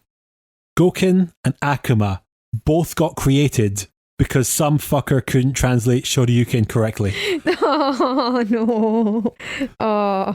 Back to Mortal Kombat, though. The Reptile encounter also caused a weird rumour in Mortal Kombat. Right. In arcade games, there's always a menu that the arcade runner can see with a special key, usually. In that menu, there's a lot of things that the game tracks, including Reptile encounters.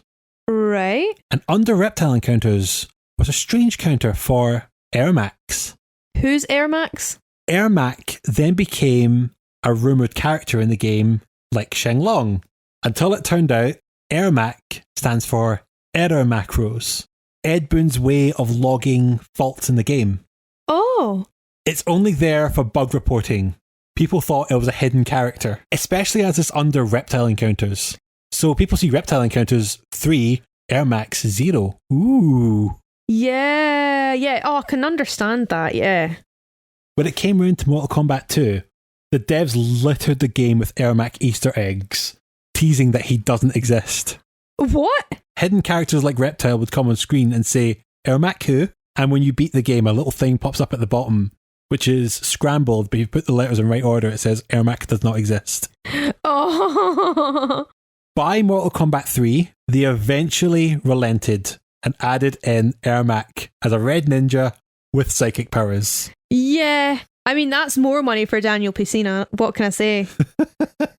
But that's just another example of how they used to just mess with people with that game. You can understand now why, when you told me the thing about Abacab, I just went, that is absolutely their humour to add that into the game based on the Genesis song. Yeah, that sounds about right.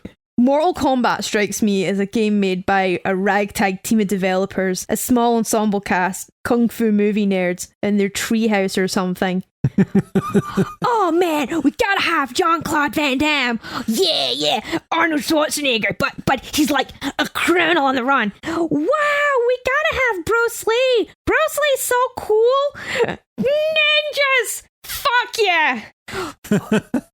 Oh, but we gotta have a girl. We gotta have Chun-Li. Alright, fine, but only one. Oh, how about Sonya? Stop trying to hit on my sister, Kane. God, it doesn't sound too far off. It really is. Anyway, I think that now finishes our time with Mortal Kombat. So I only want to ask you what your tier list was for the game. So starting with the F tier, what's your tier list for Mortal Kombat? Virtue of the fact that we needed someone for the F tier, apparently, the person I had least fun playing was Sonya. Mm-hmm. I was hoping she'd be a bit more agile, and she wasn't. No. She doesn't have enough special moves to kind of compensate for that fact. So this is purely subjective. I mean, she's probably best up in the D tier with Kano, who is also someone who's a bit clunky, heavy, not particularly agile, but does have some quite good attacks. The knife throwing does kind of save him a little bit. And also the supersonic ball. Next up in the C tier is Johnny Cage, Klon Jod Dan Vam. Yes, the A-list actor in the C tier fighter. Yes, I mean, I know he's supposed to have award-winning sudden violence, but for me, it was not particularly award-winning. He was just a weaker version of Liu Kang, and Liu Kang is already kind of like a bit weak. But having said that, Liu Kang is going in the B tier because he's quite easy to get my thumbs around. I really liked playing him at first. It's just kind of one of those things that we didn't quite work out. I imagine another player would have a lot of fun playing as him.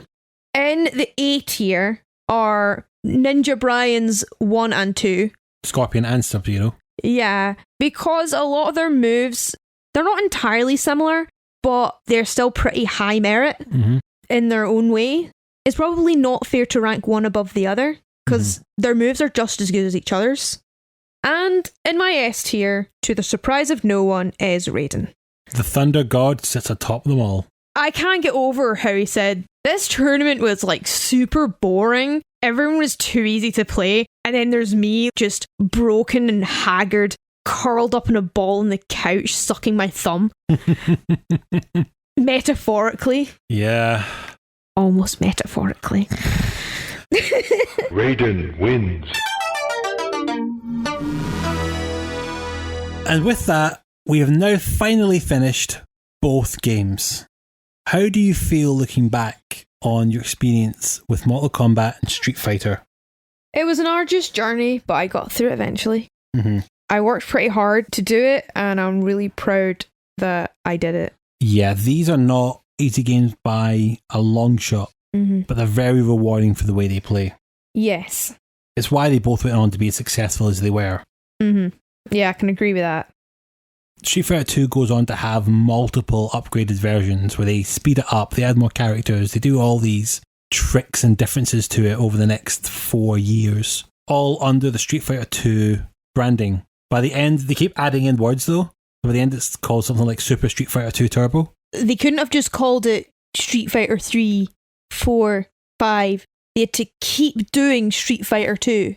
Yeah, they will eventually make a Street Fighter 3, but that's its own issue that comes up at the end of the 90s.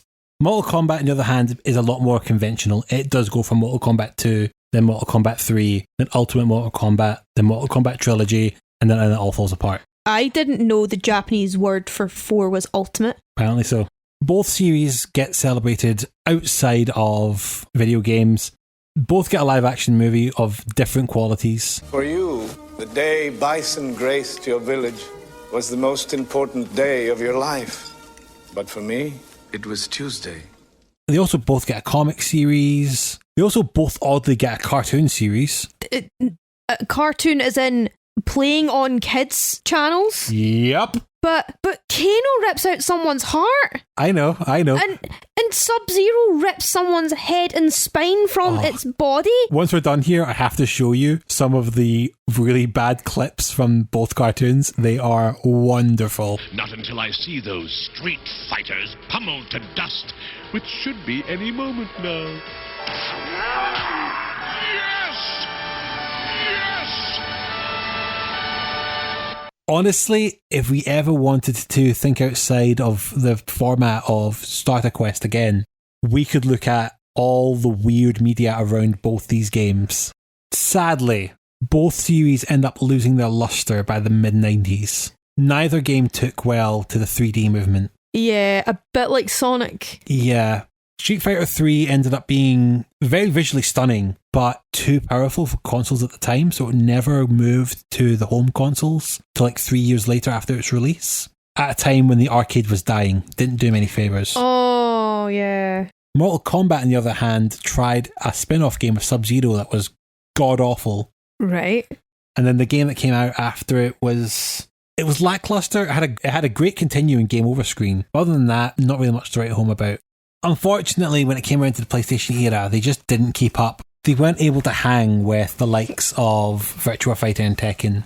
So they did fall out of favour slightly. They would come back. Absolutely. By the PS3, both games have a major release that puts them right back up at the top, where they haven't left since.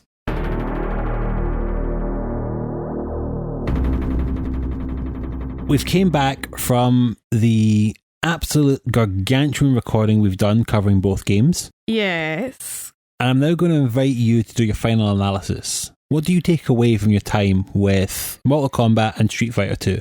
Overall, I've had an okay time. It's had its trials and tribulations, but I think there is a bit of an elephant in the room to address, for lack of a better term. Do tell. There is a great deal of cultural appropriation, stereotyping and othering in these games. That's fair, yeah. Mortal Kombat creates a mystical realm that's basically a hodgepodge of different East Asian cultures. Yeah. Seemingly without understanding like the nuances and significance behind these cultures. It's no secret that they're just taking their favourite parts of Kung Fu movies and smacking them together to make a plot. Yeah, you can tell it's from a quite limited Western perspective that's made for Western audiences. I'm absolutely sure it comes from a place of love, but there's a certain ignorance to it. It plays into the exotification and mysticization of Eastern cultures that stems from a pretty colonialist rhetoric.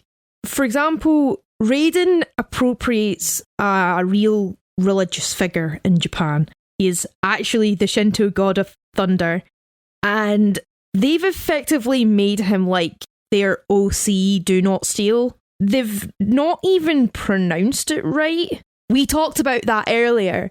Should be pronounced Raiden. I said this earlier, and it does bear worth repeating. Getting that wrong in the first game is understandable in an era where you'd read that word before you heard that word. The fact that they've made no attempt to correct it just shows how little they care about getting it right. I don't know about that. It's more a case of, well, we've done it, there's no turning back now. But I think in hindsight, there could have been a real educational moment could have came from that, considering the announcer tells you what it says. The announcer could say that this is Raiden. You know, they also could have not named him after a real deity. They could have done that as well.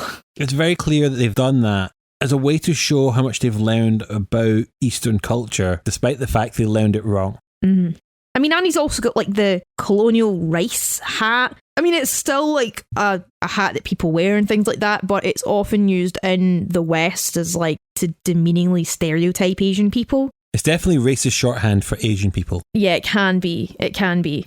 the tone of the Mortal Kombat games are very like tacky and pastiche. Mm-hmm. I don't know, it's not supposed to be taken seriously, and it's got that going for it. But at the same time, like when you've got a lore that's so basically just a child's mishmash of all the Asian cultures, it comes across as being pretty insensitive and tasteless at points. So Mortal Kombat is just this complete like off the wall nether realm. It's not real life, whatever. Street Fighter 2, it's reality adjacent. Street Fighter is this globe-trotting adventure where you fight the best fighters in the world, right? But the one problem is that it leans into cultural shorthand. Because they needed to get across where the fighter's from and what nationality they are in the shortest span of time, they felt like they had to lean into stereotypes of those nations to make sure that they are universally recognised. Especially with Dhalsim, yeah. Especially with Dhalsim. It's really not great that they've got a fighter who's Indian, who's very good at fighting and has some cool powers, but it's still not great that he is portrayed as a mystic man with skull necklace. Yeah. Yoga and meditation are really important spiritual practices and have a lot of cultural significance to it, like history stretching back for centuries. And reducing it to Yoga Man has stretchy powers is pretty reductive, to say the least. 100%. That's not to say he's the only one, though. Zangief being this mountain of a Russian man is in its own way about stereotyping of the simplistic Russian farmer. Right, yeah. Who's all brawn and no brain. Yeah, which is weird considering that Russia's also known for its chess champions and stuff, right? Absolutely, they are, 100%. To reduce them that way is incredibly limiting. At the same time, though, just to show it's not just looking at Eastern countries this way, Guile is a deep stereotype of the Americans. Yeah, Guile is very much... Right, okay, I'll stop that now. Yes. So out of curiosity, are you ever actually going to get that name right? Whose name? Guile's? Guile. Guile? Guile? Guile? Goyle. Guile? Guile. The blonde man with the tall hair and the fucking America tattoos who's part of the army. The stereotyping works internationally in that game. Yeah, I mean, as much as Street Fighter 2 is some really iconic characters, the problem with the old cultural shorthand is that you're mashing centuries of history and cultures of a nation into like a literal two-dimensional character because, okay, there's probably been character development and stuff since then, you know, to the present day games, but back then they were literal just 2D fighters. It's not great that this idea of international recognisability kinda panders to Western biases and stereotypes. Like even their like Japanese character E Honda, you know, is this sumo wrestler man with kabuki makeup, which again, super important things in Japanese culture, but there's so much more than just that, you know? Especially for the Japanese putting themselves this way is a bit weak. Yeah, I mean, the characters in Street Fighter, again, they're not that deep. There's only so good a job that these games can do paying homage to the nations they want to represent. These games are not exactly leaning into the most hateful stereotypes, and they're not anti-Asian propaganda or anything like that. They're not hate speech. They don't actively promote dangerous ideas. They're just two video games that haven't aged very well. Not in regards of how they portray the characters. Yeah. The fighters in both games are all portrayed as like strong, badass fighters. They have their own strengths and weaknesses. A lot of people, especially at the time, came away liking these characters. Everyone playing these games saw them as cool and didn't think much of it. In saying that, it's worthwhile to be able to consume your media with a critical or analytical eye, or at least be able to acknowledge there may be aspects of it that are like a bit problematic. Enjoying these things doesn't make you a bad person, and appreciating a book or film or video game in its historical context, it really does give it more meaning than just seeing it as vacuum. There's so much more to any piece of media than it's just a film, it's just a game or whatever. The problem I have with the storytelling using the cultural shorthand and the mishmashing of different cultures to make up your universe is that not only does it lean on stereotyping, which has been justifying and causing real world problems for as long as humans have been around, but it also creates what Nigerian writer Chimamanda Ngozi Adichie calls the single story. I highly recommend you watch her TED Talk on it. It's a great watch I come back to fairly often. Storytelling is a far more powerful tool than we can really grasp. And having a single story to define one nation or continent or social class or other group of people creates this almost dehumanized interpretation of what little we know of that group. Like how in the West, Africa is depicted as one war-torn, starving nation, when actually it's a continent made of 54 nations with their own individual histories and cultures. Or how India is seen as being full of mystic yoga wise men, when actually it's a country with multiple main religions that are pretty distinct from one another and several different official languages and dialects. Or, to our level, how British people are all tea-drinking toffs who love the Queen. There is some truth to it, sure, but by only seeing the world through these single stories, we lose in so much. As Adichie says, that's how you create a single story. Show a people as one thing, as only one thing over and over again. It is that what they become. I read parts of Orientalism, the 1978 book by Edward Said, which is a foundational text in post-colonial studies. One of the points in his book is that the West tend to sell a certain reductive narrative of Eastern countries and robs them of giving them their own time to tell their story. And I'm very aware of the privilege I have as a white woman living in a Western country with a very limited frame of reference. So I'd rather not be part of the problem. Worth bearing in mind, right, that games aren't only improving and evolving in their quality of life features and gameplay and how they feel, but also in their storytelling. One thing I do appreciate about Mortal Kombat is that they give you the backstory and they make it obvious. I mean, otherwise, let's face it, Scorpion and Sub-Zero would have been pretty indistinguishable without that. It's a step in the right direction for storytelling in gaming as a whole. And definitely when we get to doing things like Tekken, for as much as I worried about talking about these two games and now looking at the running time we have for this, I clearly worried with no need. I've got no worry of talking about the characters in Tekken because there's so much deep lore to go into every character in that game. Brilliant. Shall we do the write-ins? Let's do the write-ins! Yes, we've got loads of replies to this on Twitter. Thank you so much, you guys! Insane Ian writes in with, when I was in middle school, there was a pizza place near my bus stop home that had Street Fighter 2. It was the first place I saw it, and not knowing anything, I chose Zangief because he was the biggest and therefore the strongest. They later swapped the machine out for Mortal Kombat and had slips of paper with moves written for it. Ooh. That's a big thing about these games because you played these games with all the moves written down for you that I told you. Yeah. Gamers didn't get that with them. Yeah, like you gave me the sensei training, but people back then didn't have that. No, when I first played Street Fighter, I did not know any of the special moves. I had to work them all out. Well, I say work them all out. What I really did was that there was a magazine that came out that had all the moves, and a lot of people learned through those magazines. Capcom Power? Probably one of the Amiga magazines my brother had. He just showed me the moves. With Mortal Kombat, I think they're in the instruction manual, but I'm not 100% sure on that. Yeah, write in and let us know about that. Oricalcum Lincortrix on Twitter wrote in my teens, we had a massive arcade in Fort Lauderdale, like 30 of each game massive. Wow.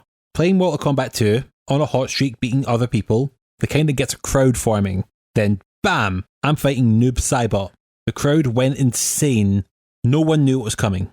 Now, Noob Saibot was one of the hidden characters in Mortal Kombat 2. Right. But I think it does quite well capture what it was like when you encountered someone like Reptile in Mortal Kombat 1.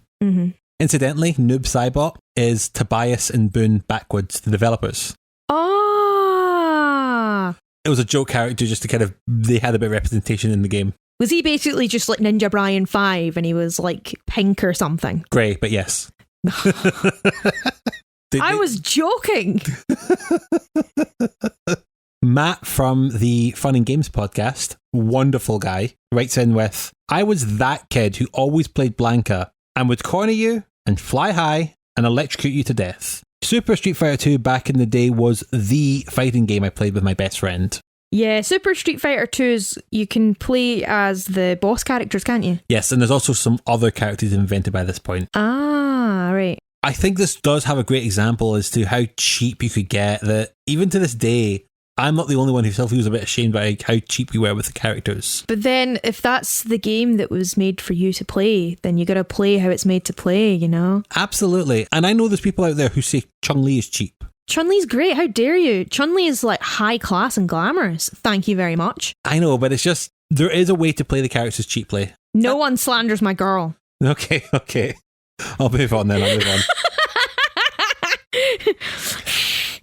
Finally, Old Man Sinister writes in with, only advantage Mortal Kombat base brought to the table was mirror match. There was so much less character mechanic diversity in Mortal Kombat, so generalised that every character even had a projectile. Comparing the two is not really a fair question. Yeah. Don't get me wrong, Mortal Kombat was significant in advancing digital capture tech and establishing a Western dev in the still emerging fighting game genre, but it led hard on novelty first, then iterated on the gameplay in future installments. Yeah, that sounds about right. Street Fighter 2 did a lot more to diversify its characters than Mortal Kombat did. Yeah, I'd agree with that. And they will learn from each other. Mortal Kombat will get more diverse with its characters, and Street Fighter 2 will add in a lot more projectile moves for every character. So they are both taking each other as inspiration. Yeah. For now, though, let's take this conversation to the final round and go through the 3 gens. Last gen, did these games live up to your expectations? And has playing them helped you understand any references you've seen to the games? I knew I'd need time to adjust to the new controls, right? Mm-hmm. And learn how to play the games, but oh my god, this was a lot harder and more frustrating than I ever thought it was going to be. In both games, the computer does not care who you are. They will gleefully outmaneuver and beat you into Brussels patty and laugh in your face about it. Sometimes they'll rip your head off as they do it. Quite literally. But I also did expect to enjoy them more. I really had to struggle through them, and if I didn't have to play them for this podcast, I probably wouldn't have finished them. Also, I understand firsthand why Mortal Kombat was so controversial at the time, but I did expect the fatalities to be something you had to do after every fight, or that it was something that happened automatically. I'm so glad it was a very, very optional thing. You could do if you wanted to, if you were a cretin and a show-off, but like, you didn't have to see it every time you beat someone. I think I mentioned the Nicki Minaj song Chun-Li earlier, and as I'm like playing the game, I'm sitting wondering if Nicki Minaj also struggled with Street Fighter the way I did. But I come to the agreement that yes, she is a good character. Me and Nicki Minaj both have that in common. Current gen, do you feel the games hold up as classics? And is there anything in the games which didn't work for you? These games have stuck around because people kept wanting more. You know, these franchises are still going today pretty strongly. Yep. There's still huge fan bases for each of them.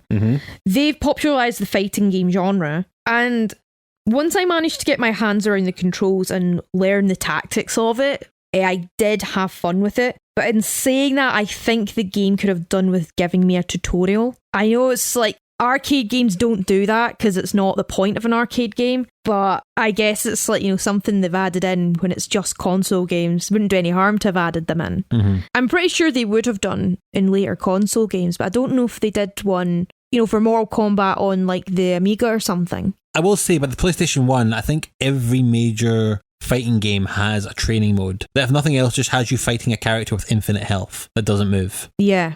I probably could have done with that this time around, but that wasn't the format, so I can only really get so angry about it. These games laid the groundwork in popularising fighting games, and people still love the characters to this day. Once I got it, I had a good bit more fun.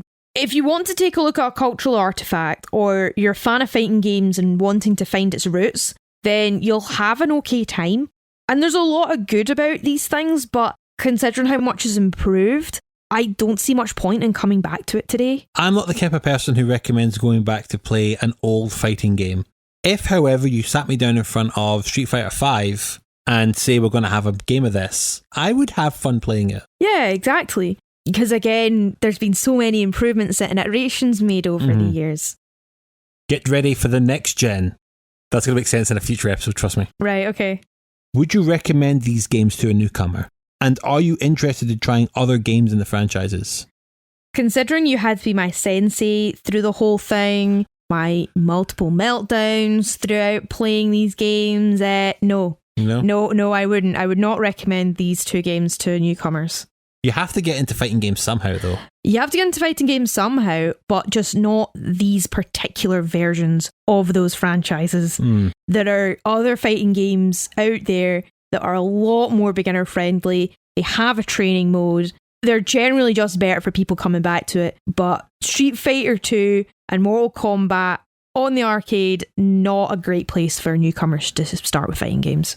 I would like to give some of the other games a shot, yeah. Just a bit of fun with my friends and stuff like that. See what the other characters are like, that sort of thing. I don't think I'd want to do the story modes for each game, though. I'm not that invested in the characters, especially not with Mortal Kombat, 'cause I'm sorry, like, the characters have their charms, but, like, they're not that great. They're not the best. I understand. I do understand. Which is a shame, because it's the one that seems to translate better to movies. Well, it depends what movies, Sandro. Now, I know it's called the 3 gens, but I think in this one occasion we have to make a 4th gen. A major gen, if you will. Which game is the better fighting game? I'd have to say Street Fighter 2. It was a bit of a tough decision because both games have very much got their pros and cons. I really struggled through both of them. Chun-Li has informed my fighting style going on. I really like her, and I like the characters in Street Fighter an awful lot more. So let's just be clear, if you played Mortal Kombat before Street Fighter, do you think this opinion would be reversed? I don't know. My fighting style may have been informed by a different character in Mortal Kombat. I mean, one of our write-ins said that the characters were not particularly distinct. And I agree. There's a lot of good with Mortal Kombat, like, you know, as he said, with the motion capture and bringing a Western developer into the genre, into the game. But I didn't enjoy it quite as much as I did Street Fighter in the end, once I actually got my thumbs for them. And it's been decided, Street Fighter wins. Fatality. Time to announce our next episode. And we're going to be doing another new genre. Normally I try to space out new genres, but given the next episode is going to be coming out end of October, start of November, hopefully. Fingers crossed. I thought it was about time we played a horror game. Ooh. So we're going to take our first trip on the original PlayStation to play the horror game which survived them all. Resident Evil. Ooh. As always, we'd love to hear your stories about playing Resident Evil. The best place you can find us will be on Twitter @StarterQuest. As always, you can email us using starterquest@gmail.com to tell us your stories of getting through the first Resident Evil. Thank you very much for listening. Please take your time to review us on your podcast platform of choice to help us get more noticed. Just keep in touch with us if you want to know how we're progressing through our next game to hopefully get out for you in timing for the Halloween season. I like to take a bit of time every episode to remind everyone that I am, in fact, a writer. I have my writer's website, jenhugheswriter.com. My Facebook page is Jen Hughes Writing. My YouTube channel that I'm hoping to do more with is also Jen Hughes Writing. And if you're so inclined, you're more than welcome to follow my dormant Instagram account, Jen Hughes Writing. I'd like to thank both of our featured artists for the 2 theme songs, Vertex Guy for Threats of Fury, and the Dual Dragons for Mortal Confrontation, yes with a K, both available over at ocremix.org. Until next time, when we'll be surviving a night in a haunted mansion, it will be a goodbye from me, Alessandro. And a goodbye from me, Jen. Street Fighter wins! Quest completed! Yatta!